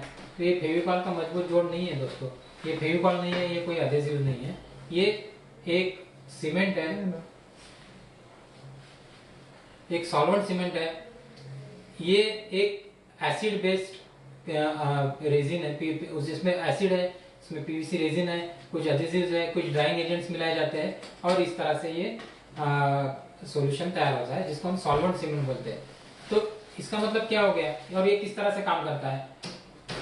तो दोस्तों जब आप सॉल्वेंट सीमेंट लगाते हो तो ये देखिए, ये मेरे पास सॉल्वेंट सीमेंट है। ये सॉल्वेंट सीमेंट जब आप लगाना शुरू कर देते हो तो ये काम क्या करेगा? जब मैं ये लगाऊंगा पाइप के ऊपर तो ये पीवीसी पाइप का एक लेयर जो है उसको पिघलाएगा। इसके अंदर एसिड है तो एसिड पीवीसी पाइप का जो ऊपर का लेयर है उसको डिफ्यूज करेगा, उसको सॉफ्ट करेगा, बराबर है। उसके साथ में पीवीसी की रेजिन है, मेरे पीवीसी की पाउडर है, वो अंदर आएंगे। उसके बाद में मैं दूसरे पाइप को सोल्यूशन लगाऊंगा, सॉल्वेंट सीमेंट लगाऊंगा, तो वहां पर भी ऊपर का जो लेयर है उसको सॉफ्ट कर देगा। और ये जो दोनों सॉफ्ट लेयर्स है, ये दोनों लेयर जब मैं एक दूसरे के अंदर घुसा के इसको थोड़ा सा टर्न करूंगा तो एक कंप्लीट होमोजेनियस मिक्सिंग तैयार हो जाएगा। उसके बाद में जो वहां पर भी गैप है वहां पर पीवीसी जो रेजिन है ऑलरेडी सॉल्वेंट सीमेंट में, वो उसकी जगह लेकर ले लेगा और ये प्रॉपर जॉइंट आपको मिलेगा। अब ये मैं आपको क्यों बता रहा हूँ, ये इसलिए बता रहा हूँ कि सॉल्वेंट सीमेंट कितना इस्तेमाल करना है इसके पास, इसका गणित हमारे पास नहीं होता। हमको लगता है ये फेविकॉल जैसा है, जितना ज्यादा लगाऊंगा उतना जोड़ मजबूत। ऐसा नहीं है दोस्तों, ये एसिड है। अगर मैं ज्यादा डालूंगा और ये पाइप जब मैं अंदर घुसाऊंगा तो ये जो ज्यादा वाला जो लगाया हुआ है ये अंदर चला जाएगा और अंदर जाने के बाद में पाइपलाइन के अंदर तो चला गया, वहां पर तो आप हाथ डाल के साफ नहीं करने वाले, तो वहां पर ये स्क्रैचेस करेगा वहां की पाइपलाइन को, क्योंकि उसका काम तो पिघलाना है ऊपर के लेयर को, तो वहां पर वो पिघलाना शुरू कर देगा, तो वहां पर स्पॉट आ जाएगा, स्क्रैचेस आ जाएंगे। आपने देखा भी होगा शायद कि ऊपर की तरफ जहां पर पाइपलाइन के ऊपर अगर सॉल्वेंट सीमेंट गिर गया तो वहां पर ऐसे स्पॉट आ जाता है या एक नली जैसा या स्क्रैच जैसा आ जाता है। तो ये इसलिए आ जाता है क्योंकि ये पाइपलाइन के उस वहां के मटेरियल को सॉफ्टन कर रहा है। तो जब भी आप सॉल्वेंट सीमेंट लगाते हो तो प्रॉपर मात्रा में लगाना चाहिए। कितनी लगाना चाहिए मैं आपको थोड़ी देर में बताता हूँ, लेकिन उसके पहले सॉल्वेंट सीमेंट लगाना कैसे चाहिए ये भी बात कर लेते हैं। सॉल्वेंट सीमेंट दोनों जगह पे लगाना आपको, एक सॉकेट है और पाइप है। अब कहाँ पहले लगाऊं, यहाँ पहले लगाऊं कि यहाँ पहले लगाऊं? तो दोस्तों सॉल्वेंट सीमेंट हमेशा अंदर की तरफ आप पहले लगाओ, क्योंकि उसमें ड्राइंग एजेंट होते हैं, वो तुरंत लगाने के बाद में ड्राइंग या सुखाने का काम भी शुरू कर देता है। तो जब आप लगाते हो तो ये पोर्शन थोड़ा सा छांव में है, बराबर है। सॉल्वेंट सीमेंट जब भी आप लगाते हो तो थोड़ी सी छांव अगर नहीं वहां पर तो अच्छा है, बहुत ही कड़ी धूप में मत कीजिए। और अगर ये पोर्शन छांव में है तो इसको थोड़ा सा टाइम लगेगा सूखने के लिए। फिर यहाँ पर आपने लगाया, फिर आप यहाँ पर लगाते हो और यहाँ पर ये तो खुला है, ये तुरंत सूखना शुरू करेगा। तो ये खुला है, ये सूखने से पहले आप इसको यहाँ पर लगाओगे। जब भी आप लगाओगे तो प्रॉपर लेयर उसमें से लगाना चाहिए। जैसे ये सॉल्वेंट सीमेंट है, इसके अंदर ब्रश है, तो पहले मैं अंदर एक लेयर लगाऊंगा प्रॉपरली पूरी तरह से। ये पूरी तरह से एक थिकनेस का लेयर होना चाहिए। कितना थिकनेस होना चाहिए मैं आपको बताता हूँ। और फिर दूसरा जो पाइप का सेक्शन है उसके ऊपर भी आपने लगाया प्रॉपर सोल्यूशन लेके। सोल्यूशन ज्यादा गाढ़ा नहीं होना चाहिए, ज्यादा पतला नहीं होना चाहिए, ताजा होना चाहिए। बहुत ही पुराना है, ऑलरेडी उसका ड्राइंग एजेंट उसमें से उसको ड्राई कर चुका है, तो ऐसी स्थिति में ये नहीं होना चाहिए। और ये आपने लगाना शुरू कर दिया। जो सॉकेट की लेंथ है उतनी लेंथ तक ही आप लगाइए, प्रॉपर थिकनेस पे लगाइए। ये लगाने से पहले ये मैं बात करना भूल गया कि ये जो बर्स है ऊपर के और नीचे के, ये निकाल देना बहुत जरूरी है। जैसे ये ऊपर बर है, अगर ये बर मैंने नहीं निकाले तो ये ऊपर का बर मेरे एरिया को जमने नहीं देगा, यहाँ पर गैप रखेगा हमेशा। तो ये मुझे घिस लेना चाहिए, बर निकाल देना चाहिए। और फिर ये डाल के अंदर इस तरह से, शायद आपको अच्छी तरह से दिखता है मुझे पता नहीं, और थोड़ा सा एक क्वार्टर टर्न में इसको घुमा लेना चाहिए ताकि, और उसको सेटल होने के लिए थोड़ा टाइम लेता है, इसको क्यूरिंग टाइम बोलते हैं, उसको क्यूर होना चाहिए, देना चाहिए। तो ये सॉल्वेंट सीमेंट लगाने का सही तरीका है। सॉल्वेंट सीमेंट बहुत ज्यादा, कुछ लोगों तो हमने देखे कि भाई यहाँ पर लगाने के बाद भी ऊपर से थोड़ी सी धार लगा देते हैं। ऐसा मत कीजिए। यहाँ पर अगर ज्यादा आ गया तो उसको कपड़े से पोंछ लीजिए, निकाल दीजिए। अंदर ज्यादा नहीं जाना चाहिए क्योंकि अंदर जाके वो खराब करेगा। अगर बॉल वॉल के पास वगैरह लगाते हैं तो ओरिंग को डैमेज करता है बहुत बार। तो सॉल्वेंट सीमेंट लगाने का ये सही तरीका है। सॉल्वेंट सीमेंट कितनी मात्रा में लगाना चाहिए ये भी देख लेते हैं। यहाँ पर एक टेबल है, अलग अलग टाइप के सॉल्वेंट सीमेंट्स होते हैं, मतलब जिसके रेगुलर बॉडीड इंडियन स्टैंडर्ड के हिसाब से, भारतीय मानक के हिसाब से मीडियम बॉडीड और हेवी बॉडीड, मतलब बहुत ज्यादा बड़े पाइपलाइन साइज में हेवी बॉडीड लग सकता है। हम लोग लगभग जो ड्रिप इरिगेशन सिस्टम में 51 to 200 mm तक का पाइपलाइन, मतलब 2 इंच से लगभग 8 इंच तक की पाइपलाइन हम इस्तेमाल करते हैं, 1.5 या 2 इंच से। तो लगभग 0.3 mm का बहुत ही पतला सा थिकनेस उसमें होना चाहिए, बहुत ज्यादा थिक ज्यादा मत डालना। और उसके बाद में कितना लगेगा, 1 लीटर में अगर आपका 1 लीटर का सॉल्वेंट सीमेंट है तो उसमें कितने जॉइंट्स होंगे अलग अलग पाइप साइज के। यहाँ पर ये टेबल है, जैसे 50 mm का या 63 mm का पाइप मैंने अगर लिया तो उसमें 125 जॉइंट होने चाहिए। तो ये बहुत इंपॉर्टेंट है आपको कैलकुलेट करने के लिए कि आपको सॉल्वेंट सीमेंट कितना लगने वाला है, कितनी मात्रा उसकी लग सकती है आपको। और दूसरा, अगर जितना लाया आपने वो प्रॉपरली यूज हो रहा है, क्योंकि आप तो ज्वाइन करने वाले शायद नहीं हो, लेकिन जो आदमी ज्वाइनिंग करने वाला है वो प्रॉपर कर रहा है कि नहीं, उसको प्रॉपर मात्रा, क्योंकि इसका ये तो पैसा है, आप ज्यादा लगाओगे तो ज्यादा पैसा खर्च होगा। तो ये सोच लीजिए कि कितना प्रॉपरली लगना चाहिए, ये हो गया सॉलिड सीमेंट। दोस्तों उसके बाद में आते हैं सबमेन वॉल या सबमेन पाइपलाइन के ऊपर। सबमेन पाइपलाइन में सबमेन का वॉल इनलेट का ये बहुत इंपॉर्टेंट है। बहुत बार हमने देखा है कि जो डबल यूनियन या सिंगल यूनियन वॉल हम लोग सप्लाई करते हैं ये लीकेज करते हैं। लगाने के बाद भी पहली बार लगाया तो भी लीकेज हो रहा है और लीकेज थम नहीं रहा है, मैं टाइट कर रहा हूँ उसको फिर भी लीकेज नहीं रुकता है, ऐसा क्यों होता है? तो इसके लिए एक बात बहुत इंपॉर्टेंट है कि पाइपलाइन की अलाइनमेंट बहुत सीधी होनी जरूरी है। जब आप सबमेन का वॉल लगा रहे हो उसके ऊपर कोई स्ट्रेसेस या तनाव नहीं होना चाहिए। और हमेशा जो बॉल वॉल वगैरह होता है तो उसकी एक साइड हमेशा फिक्स रहती है और दूसरी तरफ एडजस्टमेंट्स का चांसेस रहते हैं। तो जो फिक्स साइड है वो हमेशा आउटलेट की तरफ या बाहर की तरफ होनी चाहिए, ताकि जो भी प्रेशर है वो फिक्स साइड की तरफ आएगा। पानी का जो भी प्रेशर है वो फिक्स साइड की तरफ भी ज्यादा रहेगा और उसकी वजह से मूवमेंट नहीं होगी। तो जो फिक्स साइड है वो हमेशा आउटलेट की तरफ होनी चाहिए। और जो यूनियन नट होता है उसको आपको हाथ से ही कसना है, उसके लिए कोई बड़े स्पैनर की जरूरत नहीं है। हाथ से कसिए, हैंडल घुमाते रहना है। हैंडल घुमा के ये देखना है कि भाई ये प्रॉपरली टाइट है या बहुत ही हल्का नहीं है, बहुत ही टाइट नहीं है, और यूनियन नट टाइट करते जाना है। इसका मैं आपको एक ये दिखाता हूँ। और बहुत इंपॉर्टेंट, जैसे मैंने अभी बात की कि सूरज की रोशनी से ये जो पीवीसी पाइप ऊपर आ रहा है उसको आपको बचाना है गनी बैग या कुछ भी कवर करके। तो ये छोटा सा वीडियो है दोस्तों, मैं आपको दिखाता हूँ कि बॉल वॉल का इंस्टॉलेशन कैसे करना चाहिए। ये देखिए, ये बिल्कुल एक दूसरे के सामने, कोई भी टेंशन नहीं है, एक दूसरे के सामने प्रॉपरली खड़े हैं ये जो दो पाइप के एंड्स। तो ये एक दूसरे के सामने बिल्कुल इजीली प्यार से खड़े होने चाहिए। जैसे मियाँ बीवी में झगड़ा हो जाता है तो एक का मुंह एक तरफ, दूसरे का मुंह दूसरी तरफ, ऐसा नहीं होना चाहिए। प्रॉपर एक दूसरे की तरफ होने चाहिए, उसमें ऊपर टेंशन नहीं होना चाहिए, प्रॉपर डिस्टेंस मेंटेन होना चाहिए। नहीं तो बॉल वॉल फिर क्या हो जाता है कि ये डिस्टेंस तनाव मतलब प्रॉपरली अलाइन भी है और आपने जब बॉल वॉल उसमें लगाया और थोड़ा सा गैप उसमें रह गया है तो आप थोड़ा सा खींच के लगा दोगे तो लग तो जाएगा, लेकिन उसमें से लीकेज होगा क्योंकि ये प्रॉपर उसको ओरिंग को दबाएगा नहीं, तो उसमें से लीकेज होना शुरू हो जाएगा क्योंकि उसके ऊपर टेंशन है, ये इसको खींचेगा ये जो है। तो ये आपको देखना जरूरी है कि उसके ऊपर प्रॉपर टेंशन नहीं होना चाहिए, प्रॉपर अलाइन स्ट्रेट होना चाहिए। डबल यूनियन वॉल है, दोनों तरफ यूनियन है, एक तरफ से फिक्स है, एक तरफ से एडजस्टमेंट्स करने का चांसेस है। तो ये एडजस्टमेंट साइड है। उसके बाद में फिर आप उसका जो हैंडल है, ये हैंडल आप घुमा के चेक कर लीजिए कि बहुत हल्का नहीं है और बहुत भारी भी नहीं है। इस तरह से आप उसको सेट कर दीजिए, यूनियन को हाथ से ही सेट कर सकते हो आप इसको। तो ये इस तरह से अगर आप बॉल वॉल का इंस्टॉलेशन आप करते हो दोस्तों, तो आपके बॉल वॉल में लीकेज होने के कोई चांसेस नहीं है। उसके बाद में सबमेन में भी एक बहुत इंपॉर्टेंट है कि सबमेन में आप लोग जो पौधे का जो डिस्टेंस है या रो का डिस्टेंस है वहां पर आप छेद करते हो, ड्रिल करते हो और ड्रिल करके वहां पर आप ग्रोमेट टेकअप वगैरह लगाते हो। तो जैसे इस तरह का ड्रिल है, अलग अलग साइज के ड्रिल है, अलग अलग साइज के ग्रोमेट्स है। जैसे ये कुछ ग्रोमेट्स होते हैं हमारे, ये 16x13 के छोटा ग्रोमेट होता है, ये 8 mm का ग्रोमेट है।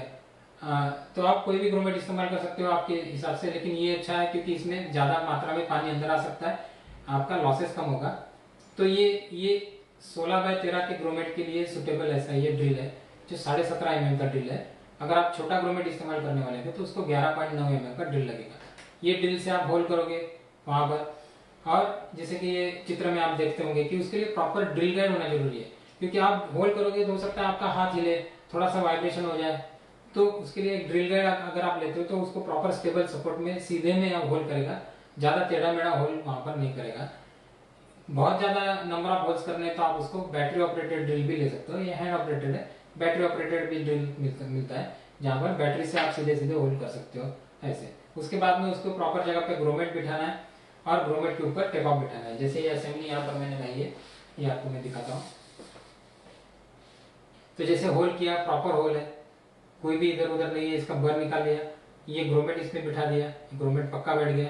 अलग अलग टाइप के ग्रोमेट्स आते हैं और उसमें फिर टेप ऑफ बिठा के आपकी ट्यूब बाहर निकली। ये ट्यूब ये जमीन में आपका सबमेन की पाइप आपकी लगभग 1.5-2 फुट अंदर है, अंदर से आपने इसको ट्यूब को बाहर निकाला, बाहर इसको लाके आपकी ये पॉलिटिव आती है और पॉलिटिव के बाद में जहां से आपका क्रॉप चालू हो जाता है वहां से आप इनलाइन या जो भी डीपर वो आप वहां से लगाना शुरू करते हो। मैं तो ये सलाह दूंगा कि यहाँ से बाहर निकालने के बाद में यहाँ पर एल्बो लगाइए, ना कि इसको टर्न कीजिए। या तो टर्न करना है इसको, यानी यहाँ से निकाल के आपको इसको टर्न करके ले जाना है ऐसा, तो सीधा सीधा टर्न मत कीजिए, उसको ऊपर लीजिए, उसका एक पूरा राउंड कीजिए और फिर वो राउंड से आगे ले जाइए। मतलब यहाँ से लाया मैंने, एक राउंड किया और इस तरफ आगे लेके गया, ताकि इसके ऊपर कोई स्ट्रेस ना हो, इसके ऊपर फोल्डिंग ना हो। नहीं तो एकदम सडन से आप उसको टेढ़ा करोगे तो ऐसा फोल्ड हो जाता है, फिर पानी इसमें से जाना मुश्किल हो जाएगा। तो या तो एल्बो इस्तेमाल कीजिए प्रॉपर, या तो फिर इसको प्रॉपर टर्न करके ले जाइए बाहर, सीधा सीधा टर्न करके आप उसको मत ले जाइए। तो ये हो गई सबमेन की प्रॉपर इंस्टॉलेशन, किस तरह से आप कर सकते हो सबमेन के ऊपर होल करके। अगर आपका गलत होल हो गया, किसी कारण से गलत जगह पे होल हो गया, तो उसमें आपको ये ग्रोमेट प्लग्स मिलते हैं इस तरह के, इसको प्लग है तो इसको आप लगा सकते हो, ताकि इसको आप ये जो छेद हो गया गलती से, ये आप बंद कर सकते हो उसमें।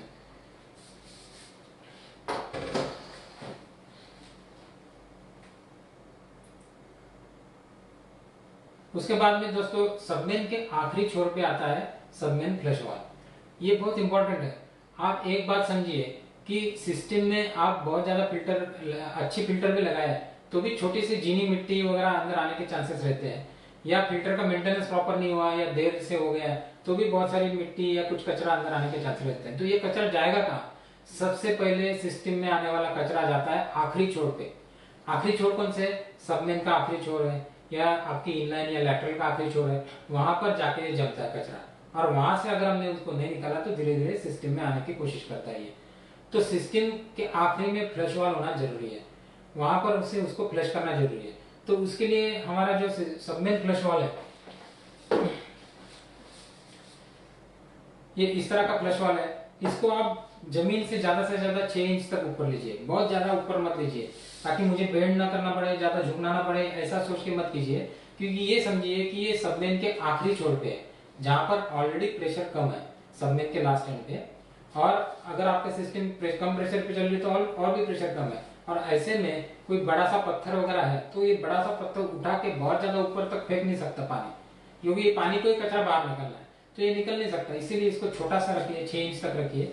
ये जो सबमेन फ्लश वाला है, इसको इस तरह से डिजाइन किया है कि आप इसके पीछे खड़े रहकर इसको खोल सकते हो, और पानी आपके ऊपर नहीं आता, ये पानी सीधा, ये जो फोटोग्राफ में आपको दिखाया है, सीधा पानी सामने की तरफ जाता है और ये पूरा फ्लश हो जाता है प्रॉपरली। तो इस तरह से सबमेन को आपको लगाना है। इसको भी आप प्रॉपरली गनी बैग से वगैरह कवर कर लीजिए। तो ये हो गया सबमेन फ्लश वाल्व। दोस्तों मुझे उम्मीद है कि जो बात हम कर रहे हैं वो आपको अच्छी लग रही होंगी, आपको जरूर इसमें से कुछ ज्यादा जानकारी मिली होंगी। आपके पास भी इससे भी ज्यादा जानकारी होगी तो जरूर शेयर कीजिएगा, जरूर कमेंट्स कीजिएगा। आपकी जो कमेंट्स है वो हमारा आत्मविश्वास बढ़ाती है और हमारे लिए फायदेमंद होगी। और ज्यादा से ज्यादा ये शेयर कीजिएगा। हम बोलते हैं ना कि जोत से जोत लगाते चलो, तो ऐसे जोत से जोत लगाते चलो, ज्ञान की ये गंगा बहाते चलो। दोस्तों सारे जगह पे इसको शेयर करिए, जब बहुत जगह जगह पे इसको फैलाइए, ताकि ज्यादा से ज्यादा किसान भाइयों को, डीलर्स को, सब लोगों को इसका फायदा हो। दोस्तों अब आते हैं बहुत महत्वपूर्ण विषय पे, जो है इनलाइन या ड्रिप लाइन, उसकी इंस्टॉलेशन किस तरह से करनी चाहिए। जब आप ड्रिप लाइन के इंस्टॉलेशन करते हो तो दो तरीके से करते हो, या तो आप वाइंडर यूज कर सकते हो। मेरा तो रिकमेंडेशन या सुझाव ये है कि आप वाइंडर जरूर इस्तेमाल करना, ताकि ड्रिप लाइन प्रॉपरली खुल सके और प्रॉपरली बिछाई जा सके। दूसरा तरीका ये है कि एक आदमी खोलता है, उसको घुमाते जाता है, दूसरा आदमी उसको देते जाता है। दो लोगों का तालमेल होना जरूरी है, नहीं तो फिर फोल्ड हो जाते हैं, खींचा जाता है, खींचातानी शुरू हो जाती है। तो ऐसा नहीं होना चाहिए, दोनों में तालमेल होना जरूरी है। दूसरा, इनलाइन जब आप लगाते हो तो जब आपको उस पौधों को पानी देना है, लगभग ये पॉसिबल हो तो करना जरूरी है कि जब आपको पौधों को पानी देना है, जिस समय पानी देना है उसी समय वो अगर इनलाइन आप लगाते हो तो ज्यादा फायदेमंद है। ये मैं क्यों कर रहा हूँ, क्योंकि अभी मैंने बात की कि एक्सपांशन, आकुंचन और प्रसरण, तो पाइपलाइन का जैसे आकुंचन प्रसरण होता है वैसे ही इनलाइन का भी आकुंचन प्रसरण होता है। तो इसका मतलब क्या हो गया कि कड़ी धूप में, जैसे अभी धूप काले में 40-42 डिग्री का टेम्परेचर है, तो कड़ी धूप में ये जो ट्यूब है ये गर्म होती है, एक्सपेंशन होती है। तो ड्रिपर आपका सुबह यहाँ पर था, दोपहर को यहाँ पर पहुंच गया, फिर वापस सुबह शाम को यहाँ पर आ गया। तो ये ड्रिपर आगे पीछे जाता है क्योंकि एक्सपेंशन कॉन्ट्रैक्शन, आकुंचन प्रसरण उसका हो रहा है। तो इसका मतलब क्या होगा कि जब आप पानी दे रहे तो शायद हो सकता है कि ड्रिपर ने उसकी जगह छोड़ दी है, और जब आपका पौधा छोटा है जैसे कॉटन है या प्री मानसून सोइंग है, तो वहां पर उसने ड्रिपर ने उसकी जगह छोड़ना आपको फायदेमंद नहीं है। तो आप उसी वक्त लगाइए कि जब वो पोजीशन पे होगा, और उसी वक्त पे आपको उसको चलाना है। तो ये बात ध्यान में रखिए।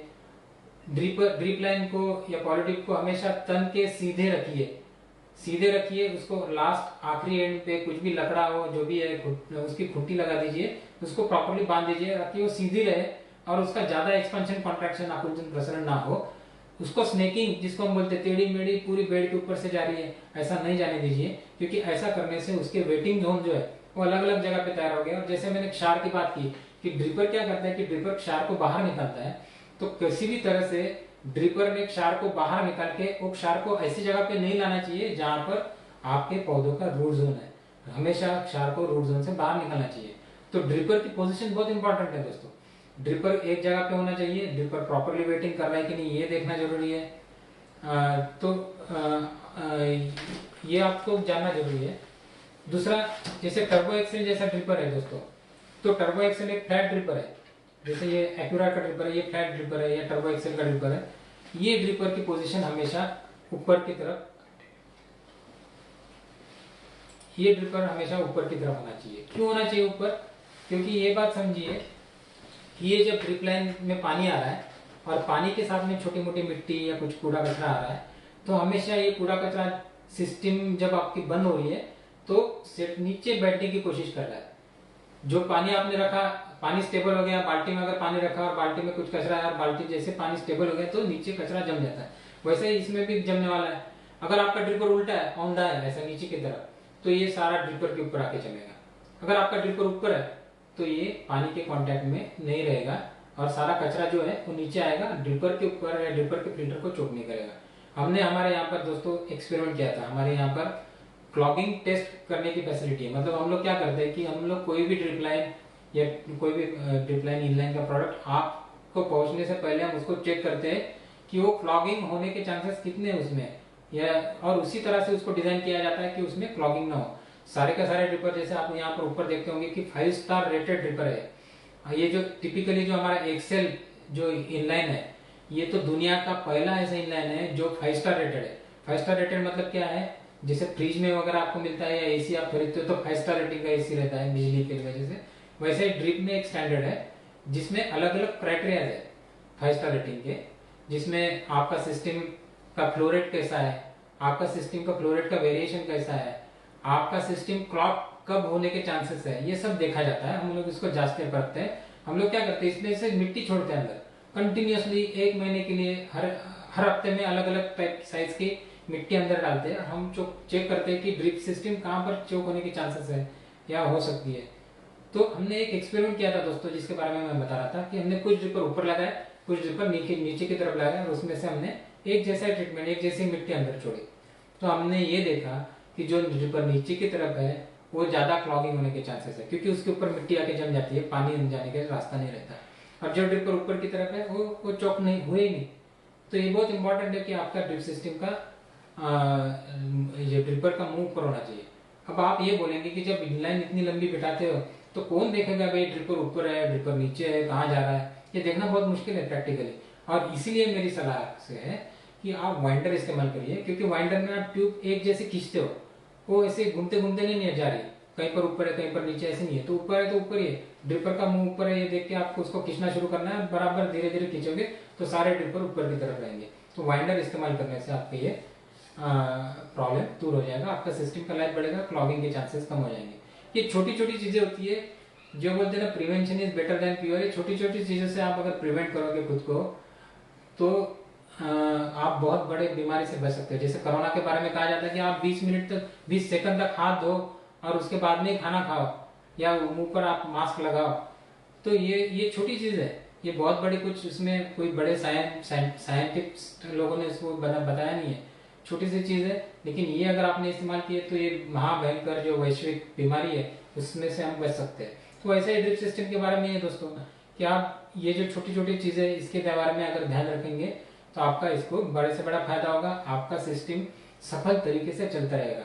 जो हमने पहले शुरू में बात की थी कि जो सफलता के 4 स्तंभ है उसमें इंस्टॉलेशन का स्तंभ बहुत बड़ा है, उसका भाग बहुत बड़ा है। अच्छी तरह से इंस्टॉलेशन आप करते होंगे या आप किसी एजेंसी के मार्फत करवाते होंगे, फिर भी आपका ये देखना जरूरी है, क्योंकि आखिर में सिस्टम का इस्तेमाल आपको करना है, वो एजेंसी वालों को नहीं करना है। तो आपको ये देखना जरूरी है कि मेरा इंस्टॉलेशन प्रॉपर है, प्रॉपरली काम कर रहा है, मुझे उसके सारे बेनिफिट्स मिल रहे हैं, जगह जगह पे प्रेशर जो चाहिए वो मिल रहा है। ये छोटी छोटी चीजें हैं, ये आपको देखना जरूरी है दोस्तों। सिस्टम जब चालू करोगे पहली बार तो सारे ड्रिप लाइन के छोर जो है आखिरी छोर खुले रखिए, सबमेन फ्लश वाल्व खुला रखिए और सबमेन में से और सिस्टम में से पानी बाहर जाने दीजिए, ताकि पाइपलाइन में जो मिट्टी कचरा जो भी आ गया है वो आप उसमें से निकल जाएगा। तो दोस्तों मुझे लगता है कि आज हमने बहुत देर तक बात की है। ये संगोष्ठी मैंने 2 पार्ट्स में 2 विभागों में हमने डिवाइड की है। आज मैंने बात की आपको इंस्टॉलेशंस के बारे में, स्थापना किस तरह से की जाती है, उसमें क्या क्या कर सकते हैं, और कल हम बात करेंगे इसके रखरखाव के बारे में। कल का सेशन बहुत इंपॉर्टेंट है दोस्तों, जरूर आप लोग ज्वाइन करिएगा और ज्यादा से ज्यादा लोगों तक ये शेयर कीजिएगा, ज्यादा से ज्यादा लोगों तक इसकी जानकारी दीजिएगा, क्योंकि कल का सेशन में हम लोग कवर करने वाले होंगे कि सिस्टम का रखरखाव किस तरह से किया जा सकता है। उसमें एसिड ट्रीटमेंट, क्लोरीन ट्रीटमेंट या बाकी सारे जो चूहों का प्रॉब्लम होता है, गिलहरी का प्रॉब्लम होता है, ये सारे प्रॉब्लम से हम किस तरह से सॉल्व कर सकते हैं, किस तरह से इसके ऊपर सॉल्यूशंस ला सकते हैं। आपको इसका मैं सर्च गति से कुछ उसकी जानकारी दूंगा जो इजीली आप लोग कर सकते हो। छोटी छोटी चीजें मैं आपको उसमें छोटी छोटी टिप्स आपको बताऊंगा जो आपके लिए बहुत फायदेमंद हो सकती है। तो दोस्तों मैं उम्मीद करता हूँ कि आपको ये वीडियो बहुत अच्छा लगा होगा और आप लोगों ने कमेंट्स बहुत सारे दिए हैं। मैं कमेंट्स के ऊपर ध्यान नहीं दे सका, लेकिन मैं जरूर अभी थोड़ा कमेंट पढ़ लेता हूँ और अगर कुछ कमेंट्स का मैं आंसर देने की कोशिश करता हूँ। कुछ कमेंट्स के आंसर अगर मुझे पता भी नहीं है तो जरूर मैं आपको उसका उत्तर ढूंढ के आप तक पहुंचाऊंगा। तो दोस्तों मैं जरा कमेंट्स एक बार पढ़ लेता हूँ।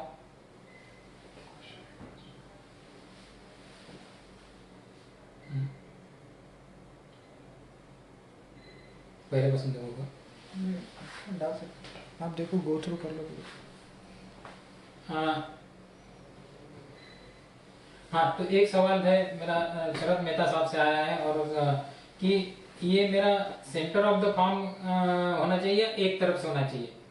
तो ये डिसाइड करता है कि आपको क्रॉप कौन सा है। जैसे शुगर केन जैसा क्रॉप है गन्ना, और गन्ने जलाने का, ट्रायल जलाने का, जो पलाड़ी जलाने का जो आपके यहाँ पर ट्रेंड है, अगर ऐसी स्थिति है अगर आपकी, तो मैं ये कहूंगा कि आप एक तरफ ले लिए, बांध के ऊपर ले लीजिए और फिर ज्यादा लंबाई तक जाना पड़ेगा आपको।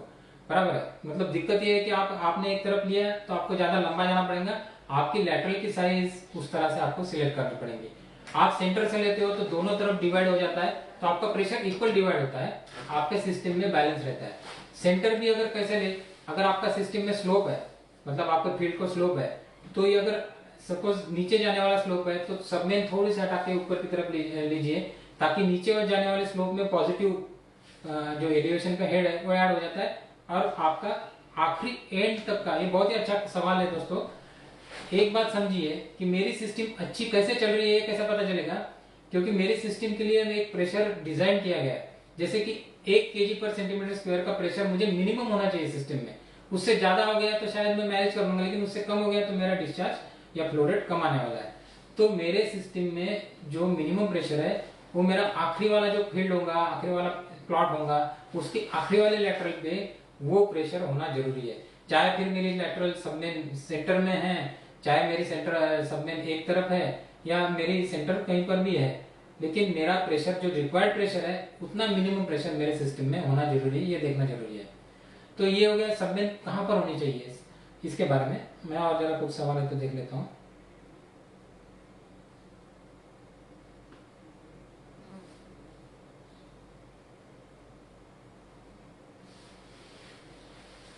ये सोनी साहब ने जरूर उसका रिप्लाई दिया है और अच्छा रिप्लाई दिया है मेहता जी का।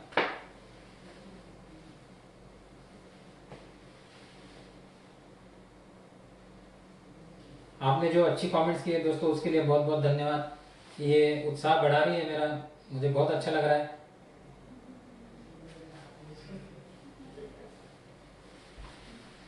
दोस्तों अभी तो ज्यादा कमेंट्स है नहीं, आपकी जो भी कमेंट्स होंगे आप जरूर कमेंट्स कीजिएगा। जो भी सवाल है, कोई भी सवाल आपके मन में ना रखिएगा, ज्यादा से ज्यादा कमेंट्स आप करिएगा, ज्यादा से ज्यादा सवाल आप पूछिएगा, ज्यादा से ज्यादा लोगों तक ये वीडियो शेयर कर दीजिएगा।